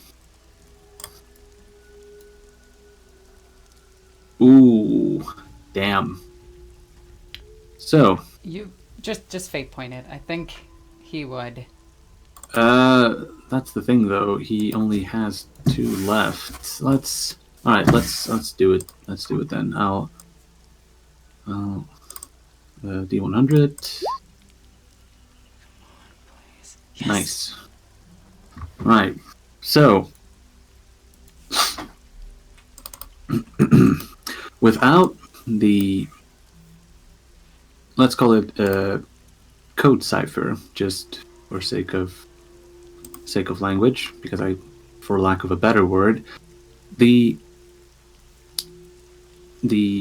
language used on the sigil is a dialect of chaos runes, and I am going to have to roll a willpower test for Knight. Oof. He does get plus 20 from me. Wait, plus 20? Yeah, I have my servo skull with the 1 burner, and then I have my brazier going. The burner does not give plus 10 willpower. Oh, it doesn't? It gives you plus 10 to fear and pinning. I think. I distinctly remember that the brazier is the only one who gives blanket plus willpower. I think I have something else for that. Let me see. Let me check. I have one ability that lets me roll the willpower and pass it on to everybody else. Oh no, that's for fear tests. You're thinking of Okay. Inspiring Aura, right? Yeah. Yeah, that's different. I'm checking if Knight has any, Does or it just have Tarvok. resist fear? This would be resist either chaos or corruption. Back. Let me see. Knight. I had you look into the runes, and I used a fate point for you to succeed, if you didn't mind. However, what was the roll? the willpower roll is for, well, corruption, Right. since you're reading chaos runes. Right. It's So currently the on a question, 60. yeah, it's currently on a 60 because I forgot to add the plus 10 that the Brazier of Holy Fire gives. So if it's failing by just 1 degree of failure. So Right. whether you want to use your last fate point to re-roll the willpower test is the question. It's too early. Worst case scenario, I get an extra arm. Alright, so in that case, 1 corruption point. Or if you'd rather take 1 insanity. Oh, yeah, because I get a choice in that matter. Yes, you do, because you have the Dark Soul talent. Indeed. Yeah, I'll take the 1 insanity because it just puts me up at 61. Yeah, what's what's more craziness? So what did we decipher? So you deciphered this. You haven't deciphered the language itself. However, you have been able to sketch a rudimentary, Lexicon. not a lexicon. It's navigational data, so to speak. You start recognizing the different runes and markings as belonging to specific etheric currents. So you would have to, in order to navigate this map, you would have to roll a navigate warp. So, like, I'll roll that. So just for a completer reference, you've been able to recognize that some of the runes denote the grand processionals. The other is the lesser. What's it called? The other is the lesser pathways. But unless you're able to, read the warp currents that this thing sketches out, you won't be able to tell where they went. But you have the information in your head for later. Morano, you're a void faring Eldari, aren't you? I have been, yes. I say that over the box. I'm not close. Why do you ask? I think these symbols denote a void, like void coordinates. I cannot, although I do not possess enough experience in the matters of warp navigation to decipher them, and I was thinking maybe you would. Sorry, I had to sneeze. Unfortunately, I do not. It is not the way my people travel. And out of character, I don't have navigate or operate void ship. No, I understand. Rosalina, what about you? You are a teacher. Perhaps you know anything of navigating the warp?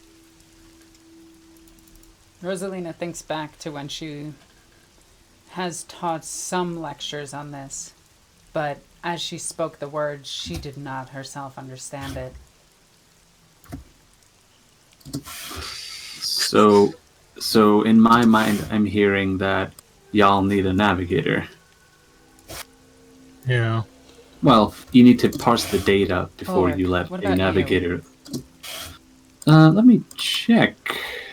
I've been surprised before at what Ulrich knows, and no, We unfortunately. actually needed Nubel's old character. Oh wow! I think Larisian might actually have navigate warp because Sure, he used to be a captain. Yeah, can we send out the bat signal? Oh, that would be funny. But So, I don't know. Without the data, I would not be able to parse out this information. However, We do have the servitors. Perhaps, in such case, we can take them far north, and perhaps she could assist us in this investigation.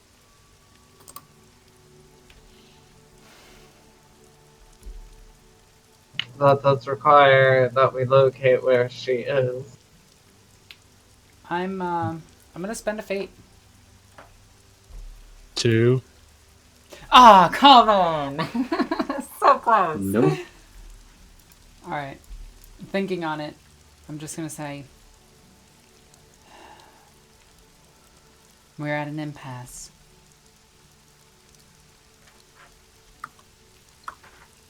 And the Indeed. longer we wait, bring these psychers with us. We need to open that gate at least. We need to accomplish something. Indeed. Victor, from my explication and research into the door, is this enough? Are these 3 enough? Well, let me check. Let me check what their psi rating is, just to be sure. Oh, yeah, their psi rating is 2. So that's 2 full. So that's a total of 6. It should hold the gate long enough before their minds are melted. I'm just gonna Meaning reach is- down and pick one up by its one of the mechadendrites that's severed.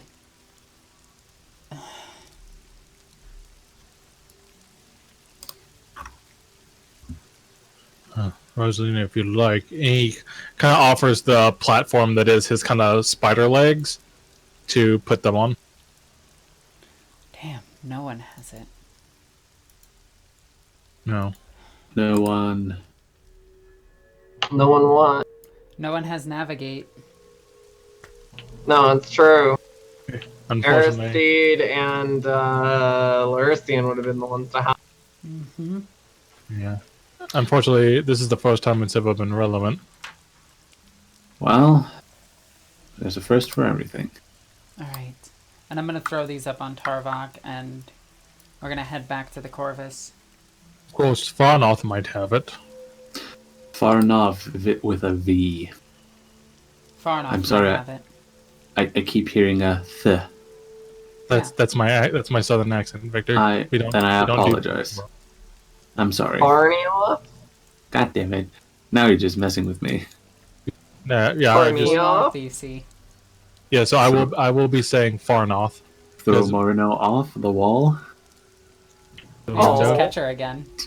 Just kidding.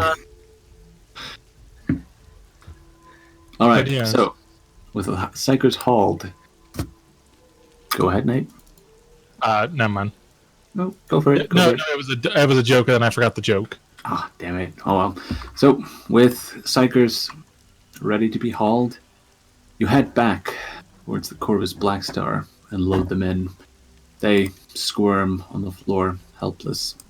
Now, before we do anything, Tarvok's gonna call it paranoia, but Tarvok's gonna do a once over the ship, check all the compartments and stuff to make sure no cultists or no anything Roll. got put on the ship. Tech use for me to diagnose the ship.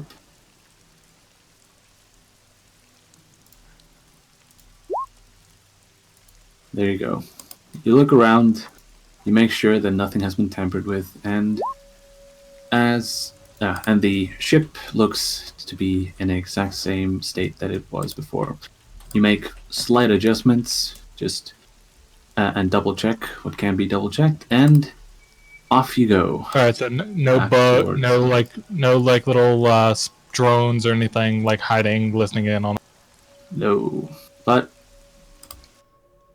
as the boarding ramp slams shut, you cut out the rain, and off you go as you fly across the heavens Oh, back yeah. towards Farnov's Manor. What's the wind looking like on the storm?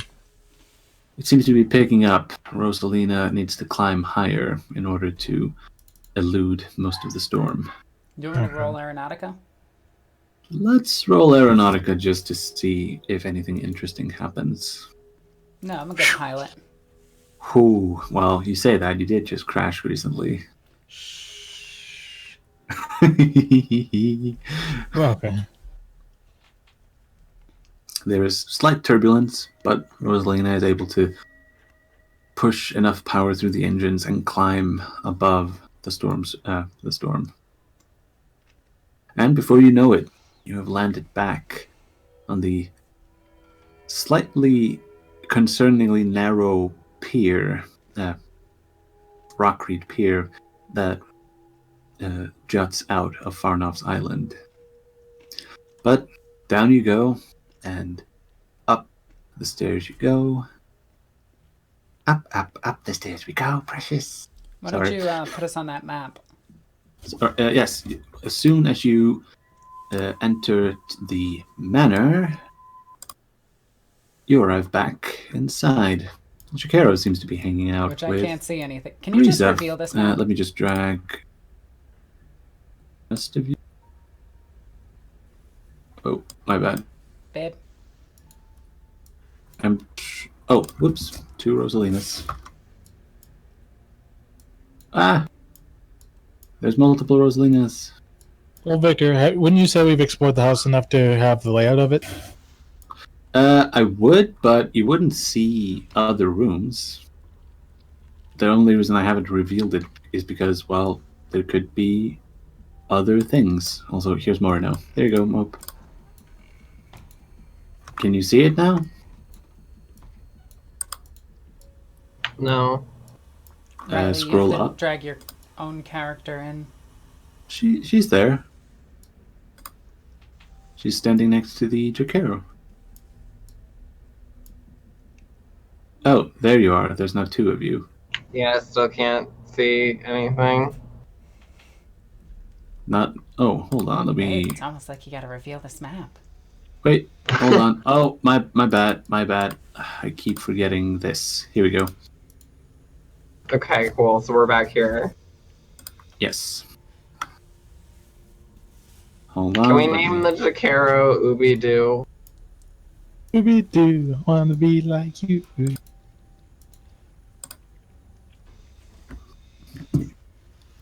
Marno, you may not want to see this butchery of your people's technology. You are correct.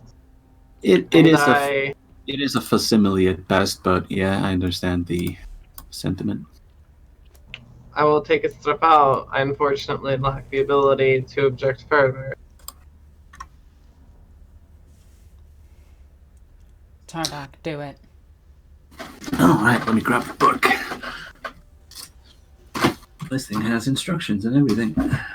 Alright, Rosalina, are you... Ow, Right. ow, ow. Rosalina, I don't think it's wise to have Mono leave the room. I have no idea how long those portal will last. Marno, make sure you stay close enough that you can jump through.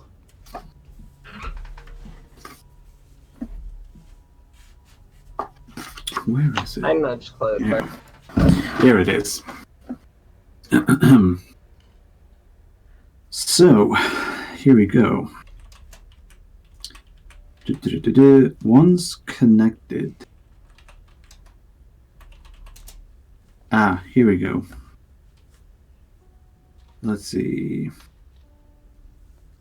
The doorway appears to operate in the manner similar as an Eldar webway portal, but uses living psychers as its power source. Acolytes with the Forbidden Lore psychers can perform a very hard -30 tech use test to implant a psyker into the device via the various glowing cables it contains. Alright.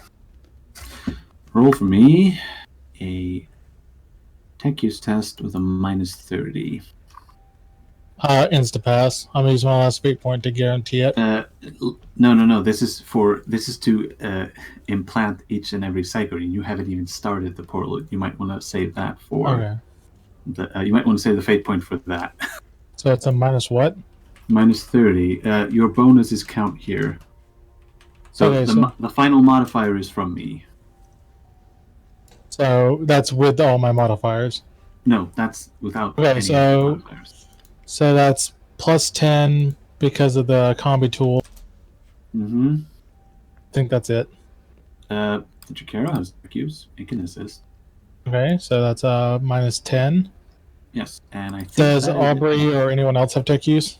I don't believe they do. Does anyone else? Let me check Volric.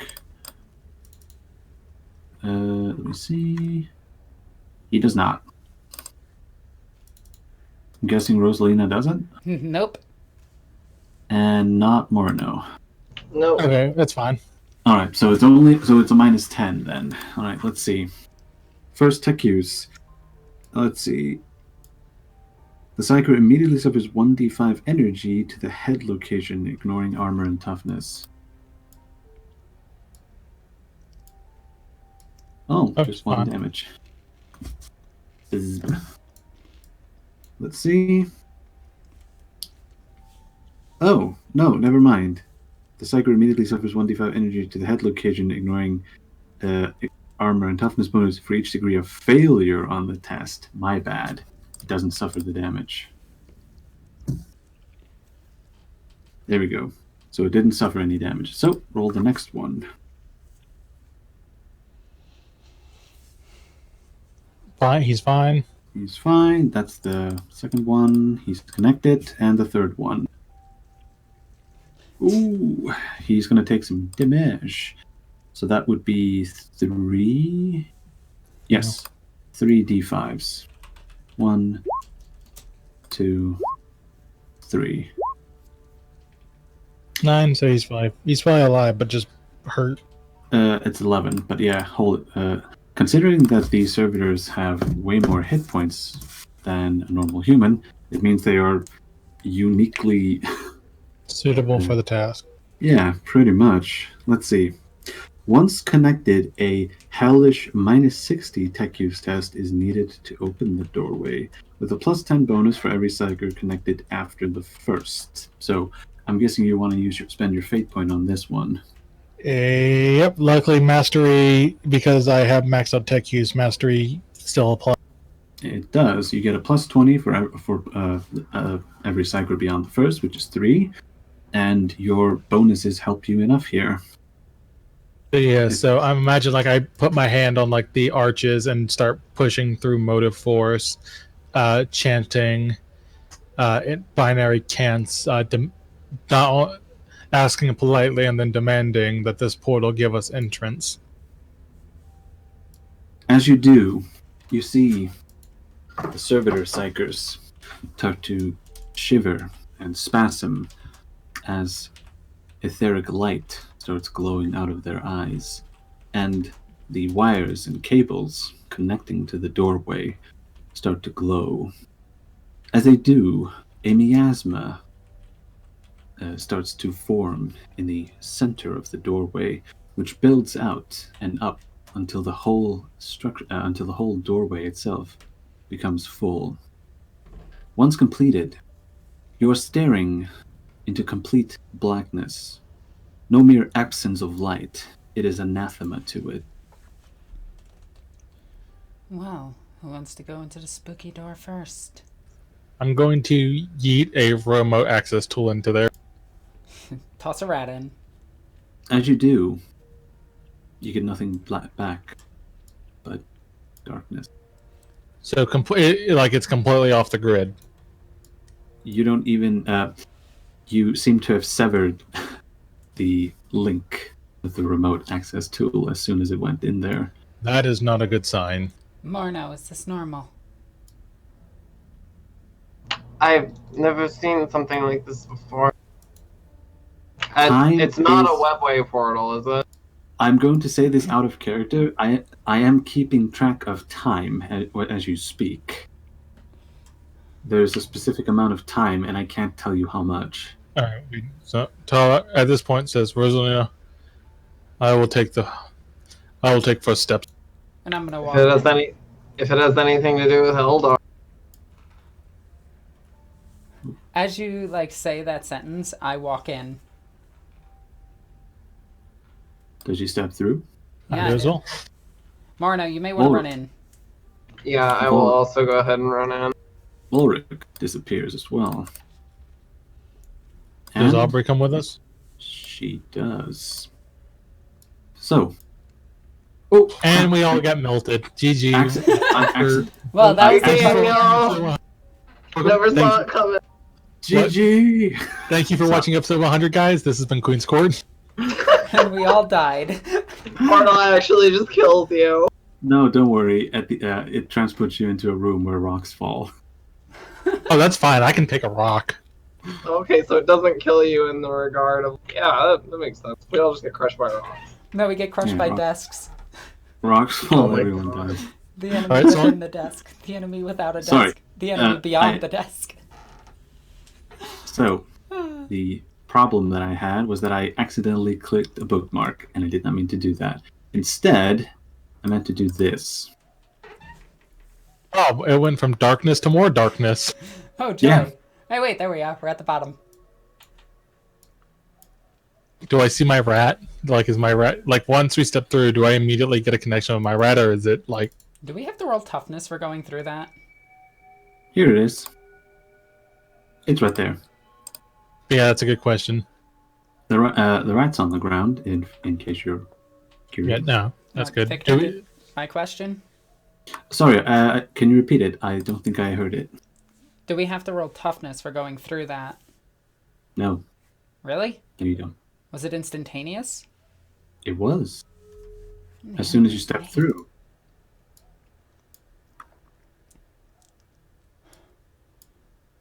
As you look around, the darkness around you, seems to get swallowed. Seems to swallow what little light you have. And it is painful to try and peer beyond it as your Marno, vision... wait.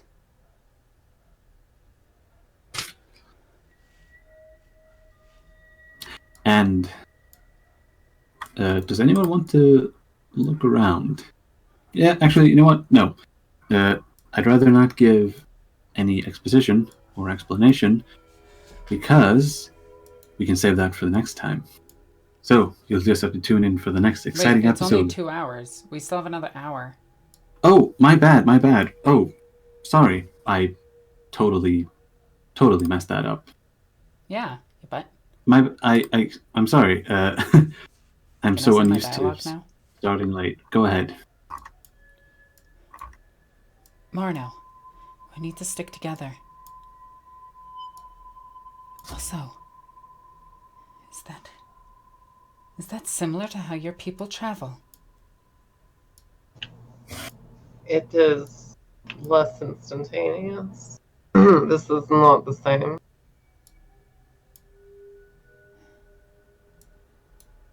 Stay close to me. Tarvok, stay close. Volric and Arbery. In formation. Oh, the rat's gonna jump back between your robes. So, can I do just an examination of this? Like, is this... How do I put this? Is the material these walls made of... Not... You know what I mean? If I mean natural, like normal. As you look, as you inspect the walls closer, you can roll for me an awareness test. Actually, no, roll scrutiny instead. Scrutiny against perception? Yes. Oh. Nice. Well done. As you examine the walls closer, you can tell that there seem to be shadows dancing across it, even though there should be nothing impeding you. Well, I mean, there is a fire. No, like where he's looking, like that's straight fine. ahead. So the shadows that he's looking at, they don't seem to correlate to any of the light sources around him. I'm gonna draw my sword and activate it. All right. This is not normal. Aetherscope? I already rolled Senescience, by the way. You did. And it seems that your psychic sense is just as muffled as your visual senses. In fact, every other sense as well. We have a turn up ahead, left or right. Left has a bigger opening. You should go left.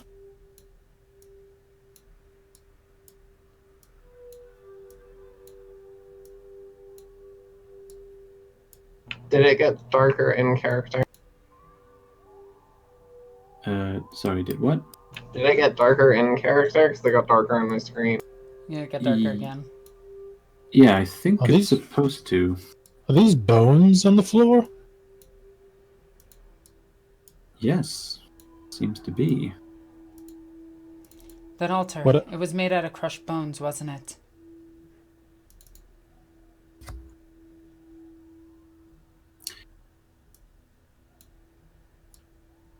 What?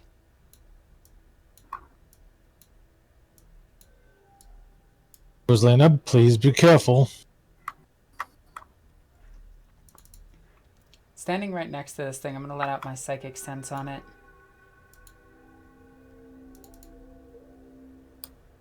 My mind is too weary. I'll give it a shot. Did I actually see that thing's race across the map? Yeah, you probably just did. See what? Oh, hey, it's time for bad trips. Wait, what am I not seeing that you guys can see? Nothing at all. Rosalina, what did you find? I'm going to roll awareness on this random sword on the ground. Since my psychic sense is currently fuzzy. As you look at the sword, you can see that it has the tri-barred eye of the Inquisition on the bottom of the hilt. I'm going to pick it up. Rosalina, before you do, as he sees you reaching, if I may just do one thing. This weapon may can I- contain secrets of the Inquisition. Agreed. go Can I ahead. check? Sorry.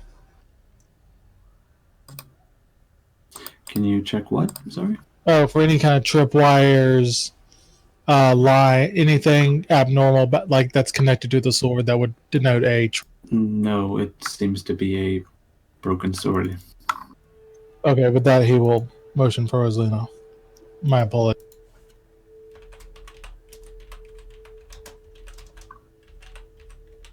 Can you pick it up?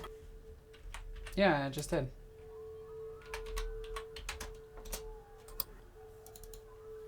I can't move it, but yeah, I'm picking it up. Hold on, let me just... There you go.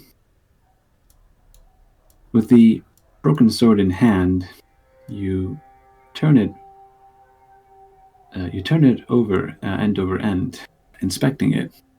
Aside from the most obvious damage of the missing top half, you can see that this sword seems to have been exquisitely made, and as you look closer at the bottom of the hilt, you can see that the style of the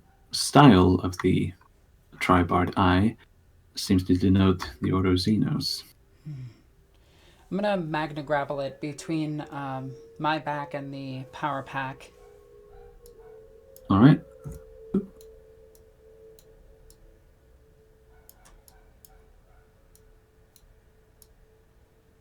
The Inquisition was here.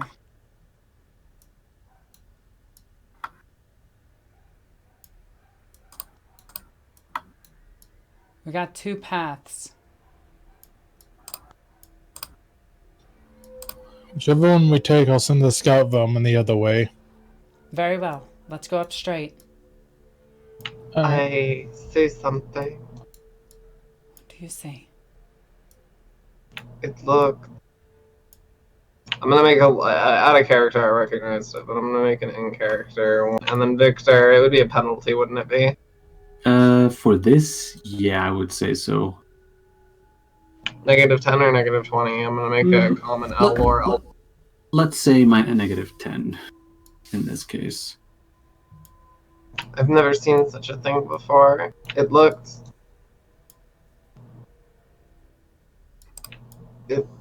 vaguely humanoid.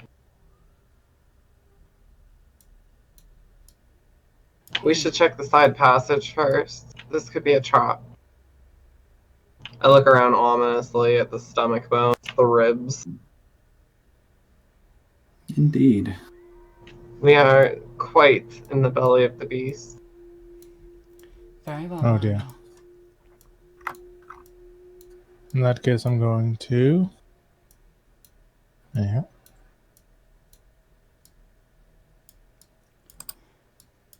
Damn, dead end. It's better to have checked. That is true. It gets around ambushes. Agreed. Victor, have I seen enough of the bone structures of this thing to get just a hypothesis of what this thing could? Yeah, looks like a gigantic oceanic creature.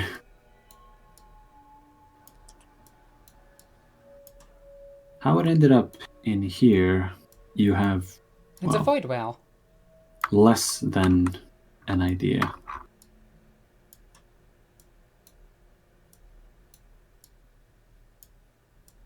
Oh, yeah, it is a whale. You can see the structure. Looks like a primordial carnivorous one. Turn up ahead. I need everyone to roll awareness. Okay.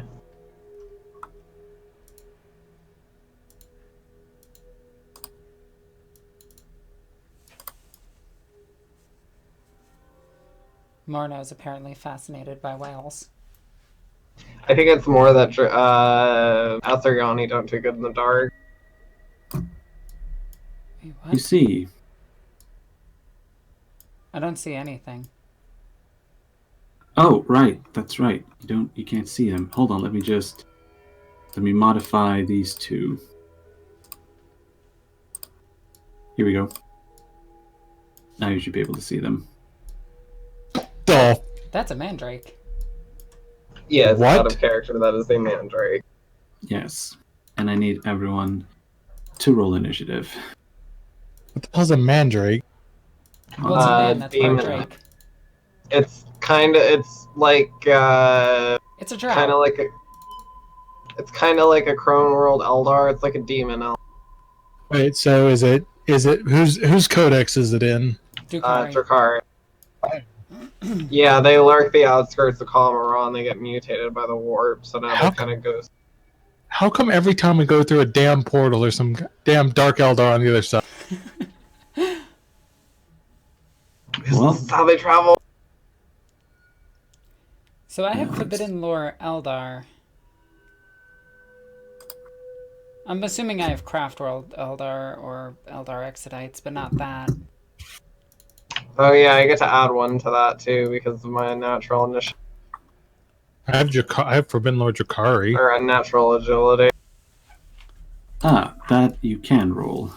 Hey, you know what? Eldar are fast, but you know what's even faster than an Asterion? Dukari. Trukari. A bullet? No. We're far faster than those. Oh wait, hold on. I forgot to add my bonuses. So yeah, that's actually an. Hold on.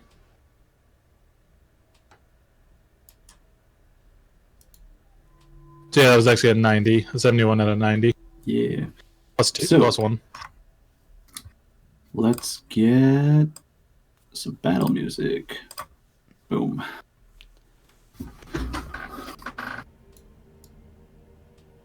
I don't So- hear battle music. Now? No. Turn up I your hear volume. it. I definitely hear it. It's quite loud. Okay, now it is. Okay. I'm Okay. good. Alright. So, here we go. Mandrake goes first. It is going to charge Aubrey. And so he goes like I'm just gonna shout Vark, protect her. let's see if he can. Here comes the charge. Damn, if she No was 1 meter modifier. back, I could bodyguard her. He hits. Let's see if Volric can parry it. Can he do it? Attack the small. Yes, he can. So, as soon as the mandrake comes lunging in, bringing its rather hefty-looking blade down upon Aubrey, Volric is there to meet it with his... What exactly does he have? Is it like a poleaxe or something? Oh yeah, that's true. It is a...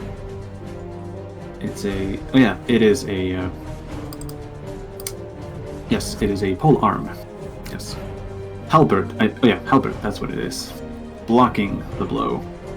And the mandrake is going to attempt an assassin strike. So that means it can try and acrobatics its way out. And it makes it. So, 1, 2, 3, 4, 5, 6, 7, 8. As he disappears right back into the shadows.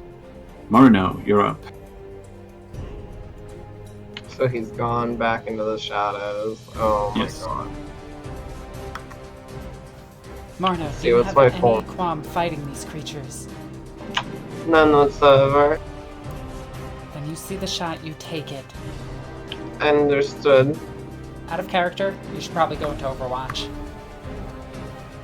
Ooh, that's actually a genius idea. I wasn't even thinking of that. Yeah, I will. I can do a move and go into over. Overwatch is a full action, I think. Yeah, Okay, it then is. I was right here. Yeah, I think you were there. Okay, I So- Overwatch. Alright. I'm assuming all the way up to here as soon as it leaves the darkness. Well, I'm guessing as soon as you can see it. Yeah. Yes. Alright. I'm going to modify Overwatch like right here, right now, and say just if you declare Overwatch, you are allowed to shoot out of turn once. Yes. Done. Yes. It does not have to be complicated. That is completely fair. I'm gonna take a full move. Hello. What's up? Tarvok, be careful.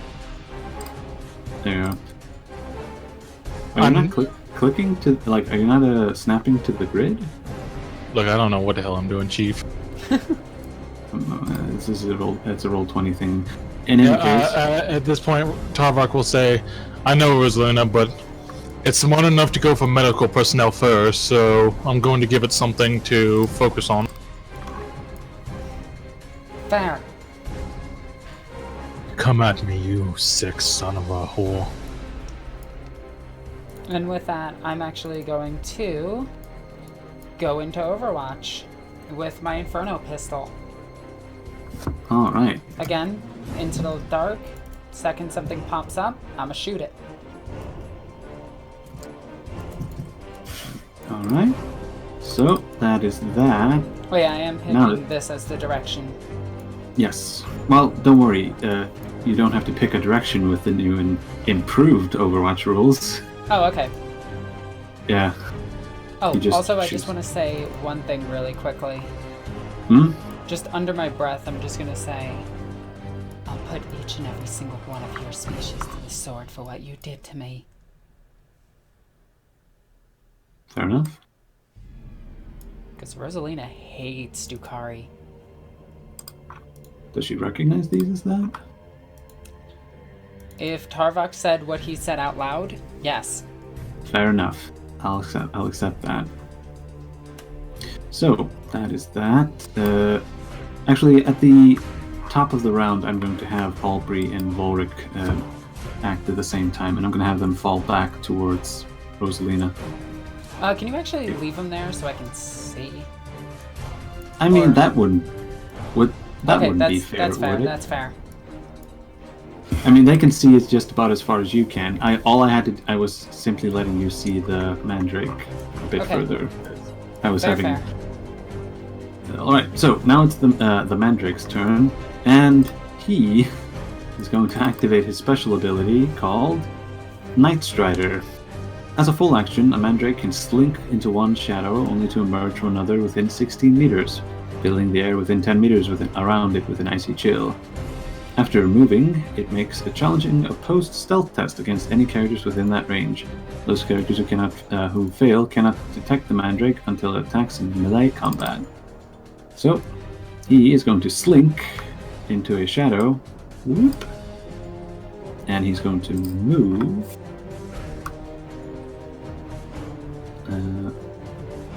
Right there. So, whoop. So he just does that while I'm looking dead ass at him. Yep, he Yeah, they melts can literally into dissolve in front of people. When I Yes. said demon elves, I meant demon elves. Yeah, they're quite literally like demon elves. They're terrifying. Yeah. It's actually one of my favorite units from the Dukari. Yeah. I don't think I have that high of an insanity, Victor. Does it have a fear? It doesn't. Oh, let me check if they have a fear. No, they do not cause fear. They don't? Okay, then I'm They good. do not. All right. Roll his opposed. He has rolled his stealth. Anyone who wishes to oppose with an awareness test can do so. I have a wall in my way. No. Everyone can roll because they can. You can detect the icy chill that's wafting off of him. I think I beat him. You think believe that? you did. I don't know if I did. I got 6 degrees versus. Only Tarvok did. Yeah. So. Alright. Marno, you're up. I can't see him, so I'm just gonna Overwatch again. Alright. Tarvok. What did the... So, I don't see him, so what did that awareness accomplish? Oh, it means you can detect him even if he doesn't attack anyone in melee. I have free action check my aspects. Yes, you can.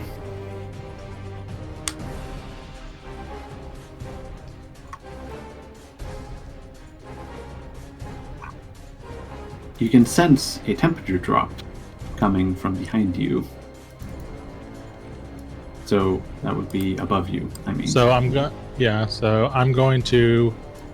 After that, I immediately kind of move myself here-ish. Yeah, here we go. Kind of just to be in... Or right here, to kind of give as much coverage as I can. Alrighty. Rosalina, you're up. This is a different type of fight. I'm just gonna look around and just be like, we shall be death to these people. And I'm going to cast a litany of hate. Giving everyone an inspiring +10 for the next Yep. turn. Love it. Alrighty. Yeah, hero Speaking fact of abilities. which, yeah. Here we go. I need to do some stuff. Here we go. And now. So here comes 1, 2. Oh, what am I doing? He can actually charge. 1, 2, 3, 4, 5, 6, 7, 8. I'm going... You can bodyguard as soon as if I hit with the melee attack. No aim, charge, nothing. That is a hit. Knight, you are allowed to react. So, Morno, you hear like a screech coming from behind you as the creature like jumps at you, and then Tarvok, you kind of get shrouded in a crimson cloak as Tarvok interposes him. Now I'll attempt to parry. Yes. What's that defensive give? Defensive gives you +15 to parry. Well, it was a long shot. It was, but you're taking the hit either way. Yeah. Alright, that is that. Here comes damage. And it's in my chest, so that does. Oh! Mope, I have 21 soak on my chest. Okay, that's good. You stepped in front of it. Yeah, Oh, let's see. hold on. That's a tearing weapon, but I don't think he's going to do more damage. No, he did not. Let me check something. I think I may have had his weapon wrong, maybe? I just want to be doubly sure. So our cut priest just protected a Xenos. Yes. Oh, wow. You might be a radical. This Oh, is yeah. correct. What? Tarvok radical nonsense. That did actually hurt though. That was 5 damage. Yes, and you're also taking the weapon also has crippling 3. So I'm going to put. What should I use for Wait, so what is crippling? That just reduces my movement, right? No, it does not. I'm trying to figure out what symbol I can use. Let's use this. This seems to be crippling. So what the crippling special rule does is that if a player that has been inflicted by crippling, if he uses a full action on his turn or both half actions, he takes X amount of damage, where X is the is specified afterwards. Beyond armor and toughness, or Let me just read the thing because I don't think I've ever used it in this game. I have used it in other places. Let me see. Weapon special stuff. It is here. yeah, it is not reduced by armor or toughness. Crippling, designed for cruelty and viciousness. Crippling devices are favorites amongst those who cause pain and suffering. Go figure. When a target suffers at least one wound from this weapon, he is considered crippled for the remainder of the encounter or until healed of all damage. If a crippled character takes more than a half action on his turn, he suffers rending damage equal to the number in parentheses to the hit location that suffered the original damage. This damage is not reduced by armor or toughness. So, that is his attack. He's now going to roll his Assassin Strike. He makes it. Wait, don't they get their Overwatch? They couldn't detect him. Well, he just now they can. Now they yeah, can. that's what I'm saying. Wait, so you, Rosalina, you can shoot him now, but be careful because she might hit either Morino or Tarvok. I have faith Would you in mind the if- Emperor. All right, you can take your shot. Morino can't because she's engaged in melee, but as soon as he takes a step back, the Overwatch is applicable. Oh, Like I said, I have faith in the Emperor. he can't See what his dodge. doge- Yeah, He can't. because it's his turn. It's his turn. So I'm just gonna put all of this stuff here. Yeah. Wait. I'm guessing she can swap out the 1 for a whatever the hell that number is. Yeah. I can swap it out for a 6. Oh, you critted him. Mm-hmm. You let me see. You hit him in the 92, which is the leg. 93, but yeah. Oh, 93. Oh, no. That's my target. My bad. Yeah, don't worry. So he minuses that. Plus Oh, the and this is 1d5. Pen 24. Yeah, their armor is not going to have. They don't have much in the way of armor. Mandrakes do. But you also get the 1d5. What's it called? Righteous Fury. Oh yeah, you do. Here's a D6. Actually- It's a 5. You do 21 points of damage to him, so that is minus that. Ooh, he took -7. I will now. And then he took 5 critical on top of that. And And this thing has Vengeful, which I forget what does. Oh, Vengeful means you get Righteous Fury on a 9 or a 10. Oh, right. You see, this is energy damage. Energy 7 to the leg. The energy attack fries the leg, leaving it a mess of blackened flesh. The leg is broken, and until repaired, the target counts as having lost the leg. He suffers 1d5 levels of fatigue, must make a challenging toughness, or be stunned for 1 round. He now suffers the lost leg condition. Hey, guess what he can't do? Assassin Strike. Well, he can, he just can't dodge anymore. Let me see. Yep. That's it for that. So I just Yeah. shot him really, Let me really, see. really hard. Oh yeah, I think it halves his movement is what it does. So he came in, tried to stab Morino, stabbed the hell out of Tarvok, and then got blasted by Rosalind. Yes. Still alive? Oh yeah, he technically didn't die.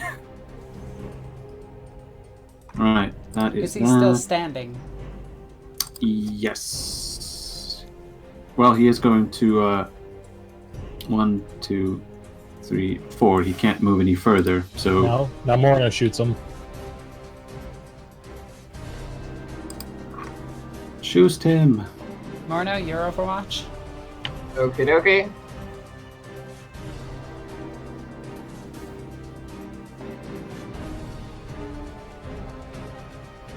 I'm just imagining this scene really quickly. Thing comes running out with its Oh, blade, no. swings it. Tarvok puts himself in the middle and knocks Marno off her feet for just a slight instance before she corrects, and aims the gun only to see the Mandrake come tumbling out from where Rosalina shot him. Tries to jump back, gets shot in the chest, and dies. Because he can't dodge Well, No, it's Yeah. technically still his turn. Oh, he did. If you thought a meltagun was dangerous, this thing's horrifying. Wait, crap! I can't do that. I need this. someone. Hey Mandrake, you just got the lead. yeah, that was I need 31 to- I need- damage. yeah. I need to keep him, but I need to move him away. So he technically Right, because he would just disappear into shadows, right? Yeah. He's the guy who holds on to the initiative, so I kind of need him. Yeah, Tarvok, like as Tarvok kind of lowers his shoulders, some oil is like leaking from his second armpit. Aubrey. Speaking of which, peekaboo. Oh, by the Emperor. Let's see. No aim. Charge. No modifier. That's a miss. I'm just gonna say that as he came, Rosalina turned her head and she had her sword raised because of her psychic ability. I need to check Assassin's Strike to see if you need to hit. I don't think Let's you do. see. After making a melee attack. Yep. Doesn't say whether you need to hit or not. Alright, so he is going to yeet out of there if he can. He barely makes it. Be aware, 1, 2, there's 3, more of 4, them. 5. Same for Volric. Does he hit? No, does not. He's going to try and get out. Makes it. Whoop, whoop, whoop, whoop, whoop. Oh crap! I just realized something. I'll have to remember. I forgot to roll my force field. Ah, right. Crap. I'll remember that for next time. Yeah. Sorry about We'll that. assume you failed for that roll since you forgot it. That's what I'm saying. Like, and this is just me vocalizing myself a reminder. Yes, which is good. So, that is them. Morno, you're up again. And I still can't see any. Oh, they keep popping in and out of the shadows. Shoot, I'm gonna go on Overwatch. Alright, go for it. And Tarbok, you're up. Defensive stance, so I can get my 2 bodyguards. Take 3 damage. Wait, did Aubrey not heal me at the top of the round? Oh, crap. Hold on. Let me... I forgot to Here, do that. I'll roll it, Do because I it. have her stats. Yes, thank you, babe. She does get a plus to this. Oh yeah, she She's gets a healing plus. on a 70 plus 20 plus 10. She's healing on 100. Yeah, you healed. Yeah, you're fully healed, which means you get the cripple away. You're no longer crippled. But it does have to do damage to actually cripple me, right? Oh yes, their melee weapons have the weapon that does the crippling actually has to get through damage stoke. I'm gonna pour myself Alright. another drink real quick. Tarvok takes up defensive stance. Rosalina, you're up. I'm going to, holding my Inferno pistol in my left hand and my sword in my right, I'm gonna look towards the shadows and smirk. And I want to know if I can do a free action intimidate. You can try. Because I wanna spook these things. And it doesn't mention how cool this defensive formation looks. Yeah, looks pretty cool. Let's see if I will put you down. they care. They don't care. I actually succeed. Let me see. Oh yeah, you do. My target is higher. Yes. Never mind. You do. And I'm just gonna hold with my sword glowing, I'm just gonna hold it out in front of me and just be like, your people, each and every single one of them, will be cut down. You might as well flee into the shadows, because you are worthless. You can't stand before the Emperor's light. And I'm gonna roll Litany.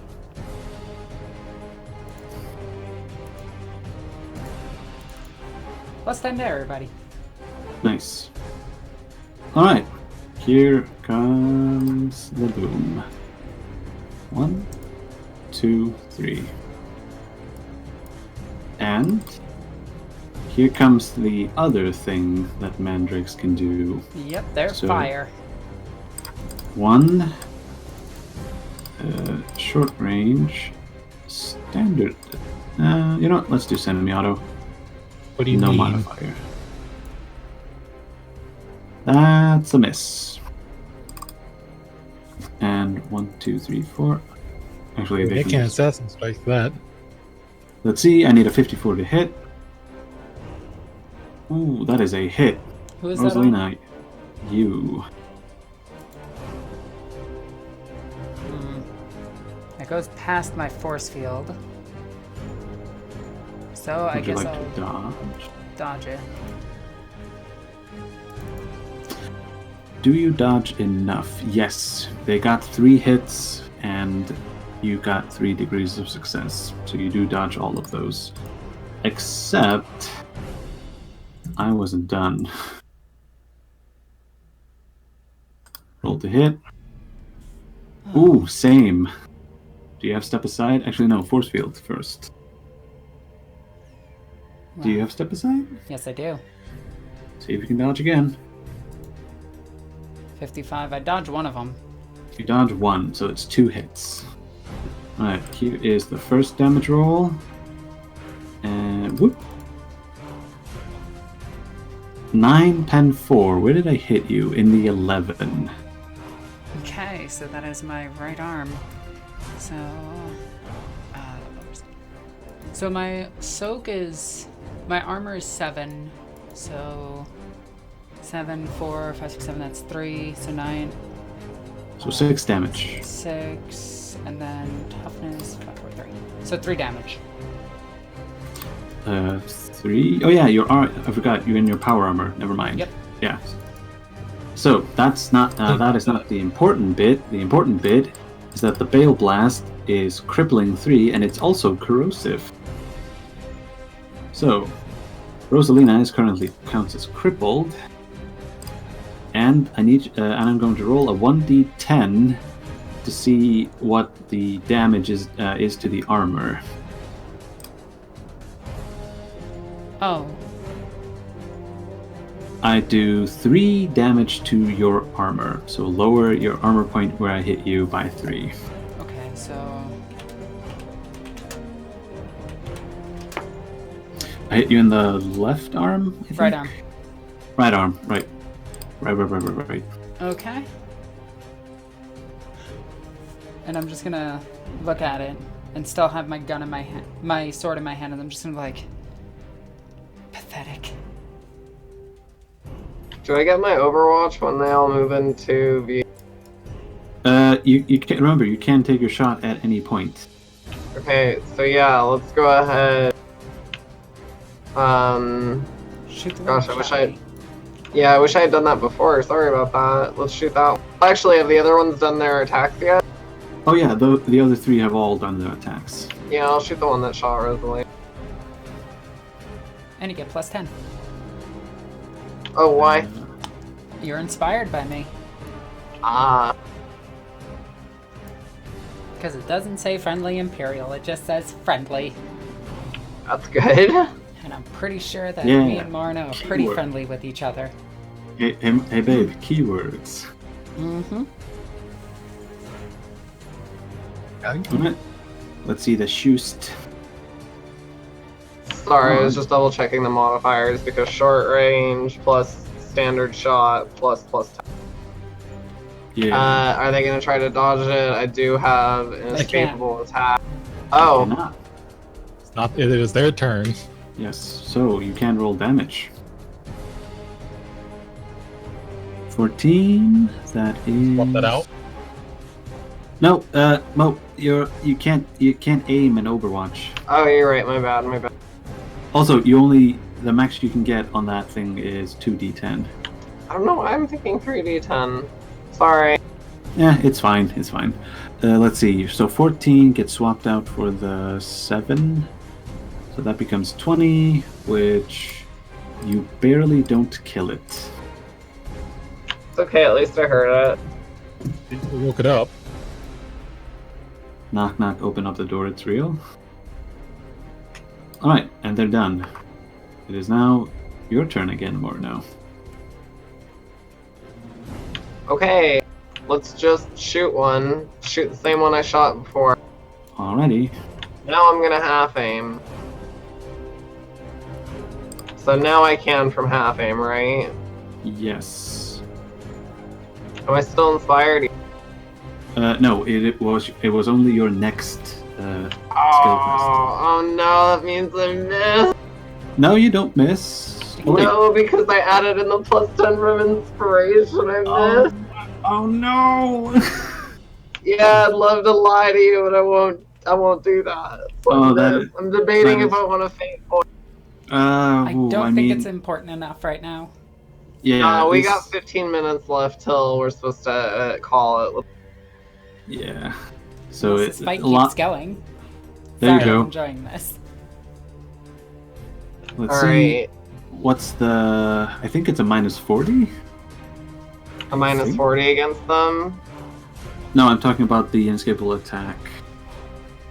Because that would be 22 to my, so that'd be 7, 8. No, it would be, because we're doing it now where it's the first 3 is the first 10, so I think that would actually be, it's not divisible just by 2, because the first one pings at 3, then 5, then 7, so it'd be negative 30. Let me see. No, so if you hit, that's a minus 10. So 3 degrees of success is 20, 5 is 30, 7 is 40. Yep, you're right, I'm wrong. It's fine. I have to remind myself. I forgot the initial negative 10. It doesn't matter. Dang! Yeah, I had a feeling they were going to be super dodgy. Yeah, their agility is through the roof and their dodge is max. So that's something. I'm now going to activate their third special ability because these guys are just full of surprises, which is Shadow Dweller. Whenever a mandrake successfully dodges an attack, it can immediately gain the incorporeal trait until the beginning of its next turn. What does that mean? It means he cannot be shot at by physical weapons.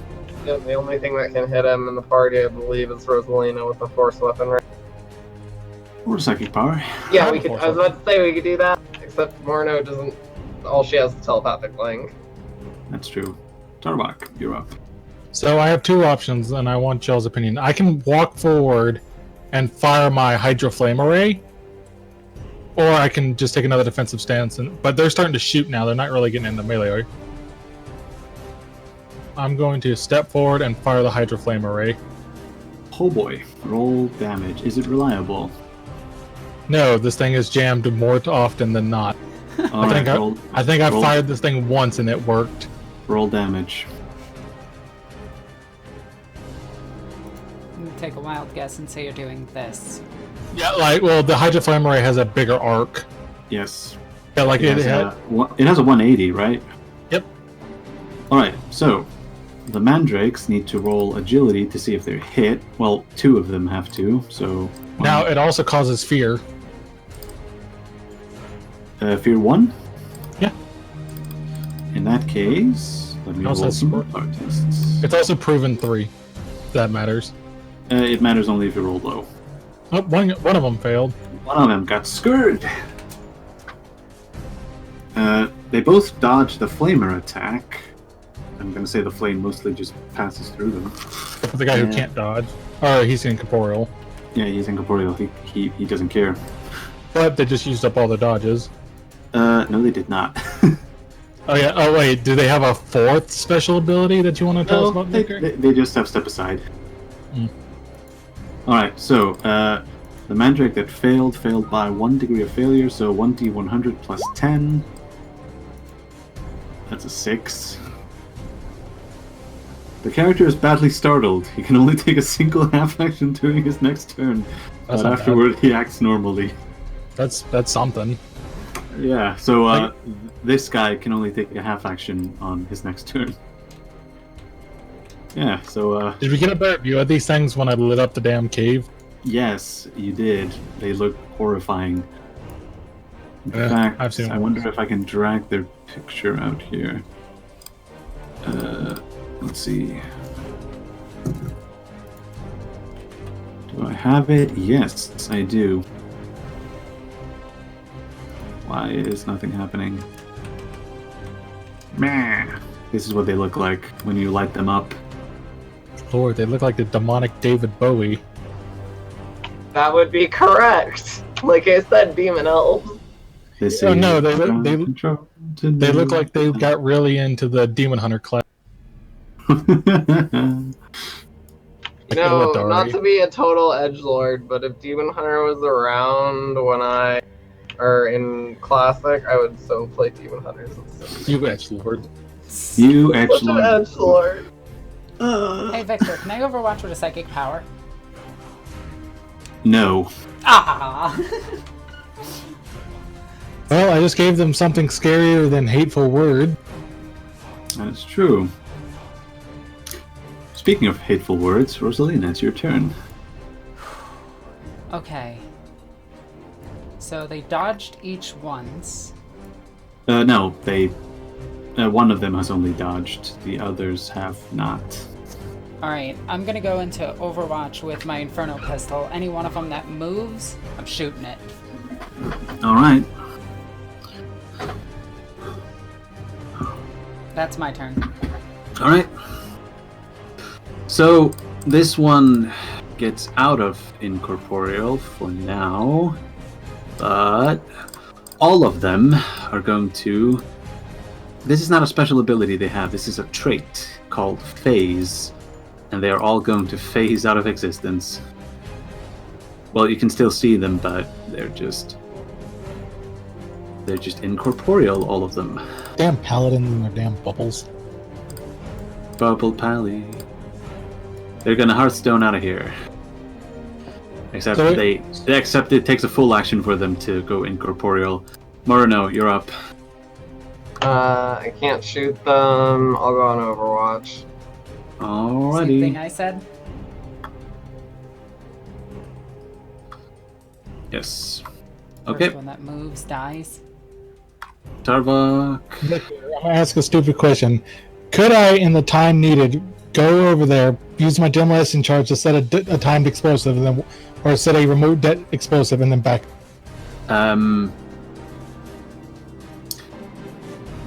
Do you have a timed explosive? I mean, I have a demolition kit.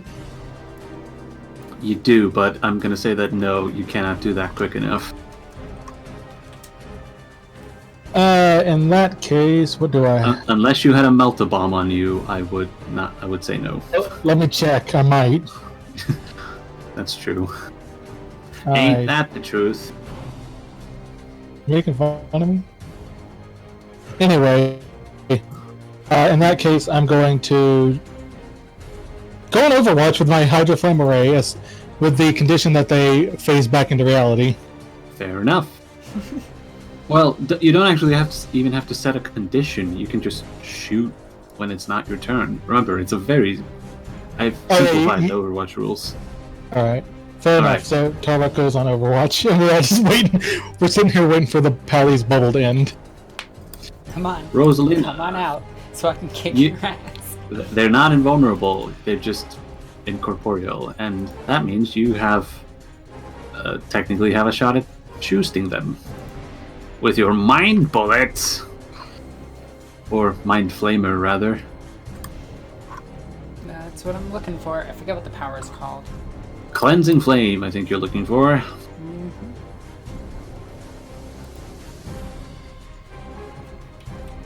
Hey, Collector, you just walked into the wrong neighborhood. Oh no. Don't remind me of that. And for the 45-degree arc, unfortunately Tarvok is in the way, so I can only hit this one. Ah. So I have to go with the 45, going up, that's why. He is going to attempt... Well, first up, it is a spray thing, right? Mm-hmm. So... Flame Sanctified Spray. Well, he's going to move out of the way. Okay, so he has to move... Yeah, he has to move away from it. Yes. Alright, and I think that's only a half action? For this ability? It might be. Half action. I don't know. There you go. You have a half the action other left. half action, I am going to... Alexis, you're crippled. If you do that, you'll take damage. Ah, never mind then. Ah, there you go. Ah, even I forgot because Tarvok's health bar was in the way. Okay, So, that's my turn. end turn? Alright. Actually, Oh, wait! if when I end that the thing turn, moved. it did. I'm not going to Oh, Overwatch just yet, because he's still incorporeal. Wait, no, it's your turn. Your Overwatch is over. Yeah, that is true. Crap. So, I wouldn't have done my, I wouldn't have done the psychic power if I thought about that. Is it worth taking the crippling? Probably not, because if these things get into melee, these things looks like they'll I'm gut. good. I'm good. alrighty. Okay. Technically, it is now Volric and Aubrey's turn, but Volric is just standing back and holding the line. Do you want Aubrey to heal you, Alexis? Yep. Then you can get rid of the crippling. This is her next test. So Yeah, she she rolled an makes 80 it. out of 100, so she gets rid of the crippling. Yes, so you're fully healed. Well, did it So- heal me or just get rid of the crippling? Because I don't want to take the it healing. it fully heal. By fully healing you, you get rid of the crippling. Okay. Heal thyself. Wait, so you're telling me that I gain my health back? Because you can only do that like once per turn, once per day. Yeah, but I thought you wanted to get rid of the crippling. Yeah, that's what I did. Yeah, that you get rid of it by. Hold on, let me read it again, because I think I'm messing up here. Let me see. Weapon traits or weapon special qualities.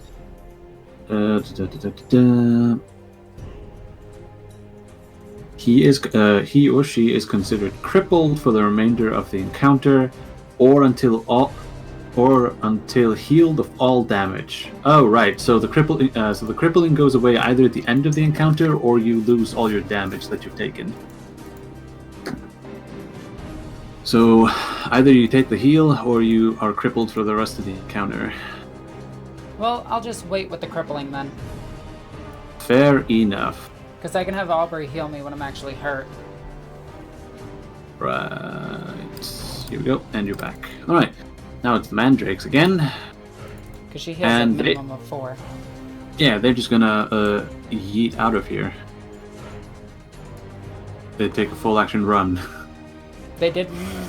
They're still incorporeal, aren't they? Yes, they are. It takes them a full action to get in and out of incorporeal. So, with that, as quickly I'll be right back. as the fight... Babe. Eh. Let's just stall for a few minutes. Well, I could, but... You know what? I know what I'll do. I was gonna end the fight, but I'll just plop in an extra. Speaking of which, Mope, you're under attack. Oh my god. Okay. So he's charging. Wait, I did not mean to roll that. My bad. Yeah, you gotta hit me first. I need to see if I can hit you first. Yes. What's the range of bodyguard? Don't worry about it. Actually, don't worry about it. I have a super high dodge. That's okay. He He missed. missed. Missed. Yeah. Hold hold up, I need to check something. I may have forgotten. No, they do not. They do not have Blade Master. Never mind. And keep in mind, my bodyguard range is 6 meters. So you could, but I can also dodge it and I have step aside. Yeah, that's also okay. Fair enough. Does he get You've already away? taken a bad hit. Holy crap! He's stuck. He can't get away. All right, Oh my. Morno, you're up. You have a sword. Yeah, I'm gonna quick draw the sword. Let's do this. Yeah. Let's go. Do you have the sword stats? If not, I have them. I got him. I messed with it. And I On the fate fate- pointed earlier. Yeah, you did. Well, that's that. Darrock, you're up. That works. Weapons tech and charge. Oh boy. Hey, don't worry, I bought double Ouch. team. Yeah, that's true. Like, Victor, just add the insane amount of damage to this and pin to this thing. You know what to do. yeah, I know how it works, but you have to hit first. You hit, but let's see if the thing can dodge. Let's see. Boop. I guess that you didn't have an escapable attack. I do. Oh, you do? Well, it wasn't enough. Rosalina, you're up. Oh, wait, no, I don't, because it's only for range. Ah, Can I actually move past Tarvok? yes, you can. He's big enough. A lot of empty space. You do have to like clamber through his spider legs, but you can do it. Okay, well, Marno has trained me in ways of maneuvering my body that I never thought possible. Loot. I'm talking about fighting styles. Loot. Not loot. I think everything's loot. Listen, it's just as loot as the movie we saw last night, which was not loot at all. Mm-hmm. You get a plus 20 because you get 2 assists. Yeah, No, but... you do not. Because this thing has Combat Master. Okay, this is gonna hurt me, but it's Yep. gonna be worth it. Because that thing is out of dodges? No, it's not. They have step aside. Ah, you son of a butt. Look, you're in the big leagues now. And I have... I am the big league. Let's see if you can dodge again. Actually, you know what? It is does he minus have- 20, because 7... Yeah, I know. And then 1 for success. Here we go. He dodges, and with a minus 20, does he make it? Yes, he does. Damn thing. And he's gonna pop whenever a Mandric successfully dodges an attack, it can immediately gain incorporeal, and it does. And I take So- the crippling 3, right? Yes, you do. So I say he's incorporeal now, but it's literally hitting his next turn, so he's just your strike goes straight through him as he rematerializes in front of you. And he's going to attempt to disarm you. Oh. So Interesting. Rosalina, roll an opposed weapon skill test. Oh, well, bugger. I'm gonna spend a fate. All right. So I am not losing Lioness. Well done. You did it. You win. And Marno, you're up. Thanks, just pump them. Yeah, let's go ahead and try to smack him with the sword.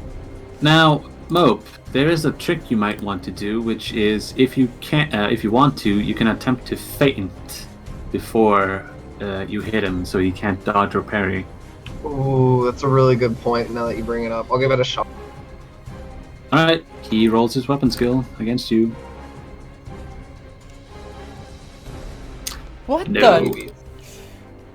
You can try and hit him. It's pretty typical Eldar weapon skill. Right? I know, this is insane.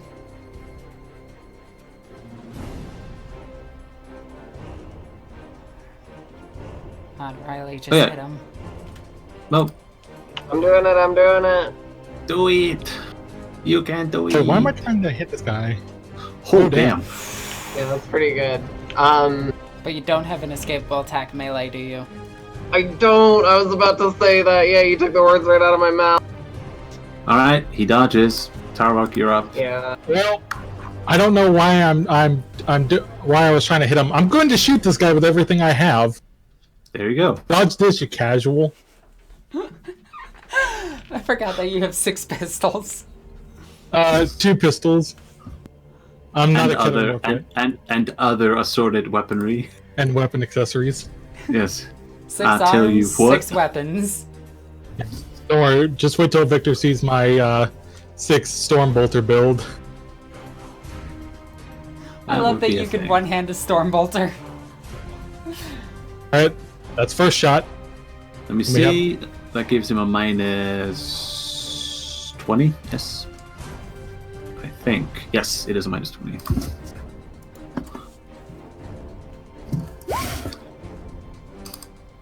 Hey, Knight, guess what?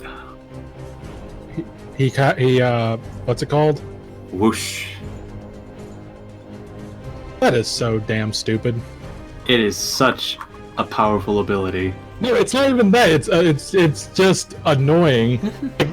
It's not What it feels like when you're like GMing against a party that has high agility and like stuff. Alright, well I guess we just wait for his turn. Why? Rosalina, you're up. She has psychic powers, so that's something.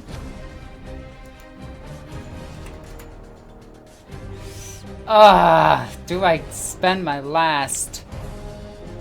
I'm gonna hang on to it, and I'm not gonna do a second action. Do you have no other damaging psychic powers? I like casting Cleansing Flame. It's fun. Yeah, but it's particularly bad against these enemies because they have high agility. Also, no. You don't? Let's see. I have Telepathic Link, Suggestion, Erasure, Dominate, Psychic Communion, Banishment, Word of the Emperor. I'm more tuned to fighting demons. This thing has the demonic trait. Oh, then I can banish them. Technically, you could. Alright, he's gonna... Do you use a fate point for Cleansing No. Flame? No. Alright. It's not worth it.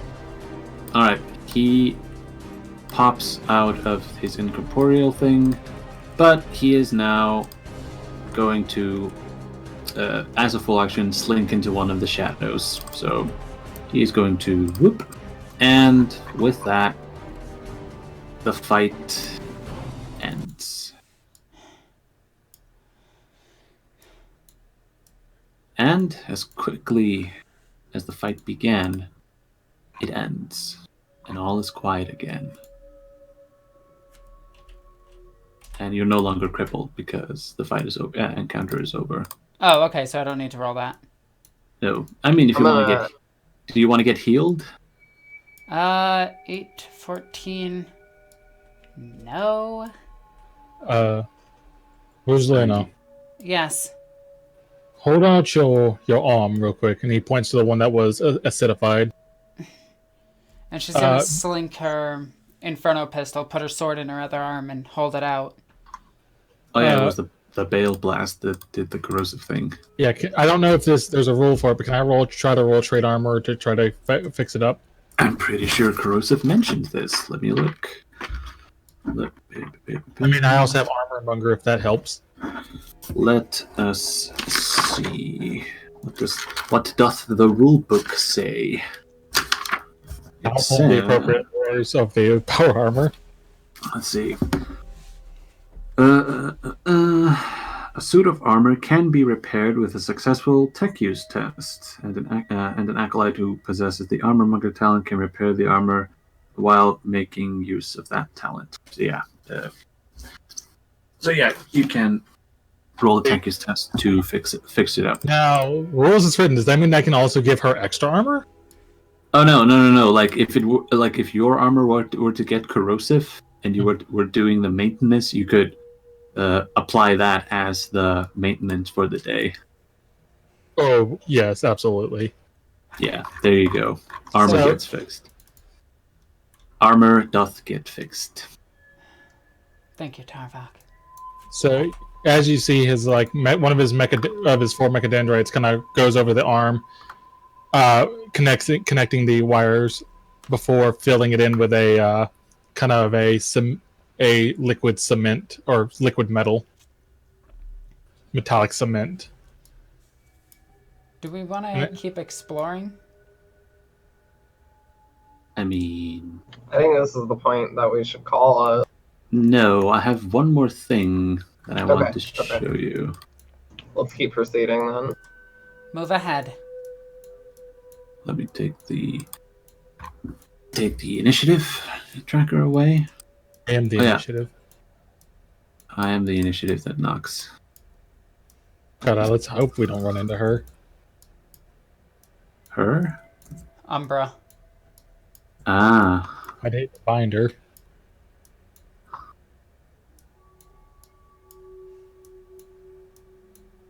You know, Victor's probably looking at the map like, you guys are dumb. Am I, though? It's kind of the point. As you wonder... Did I find a thing? You did find a thing. Yeah, you found a thing.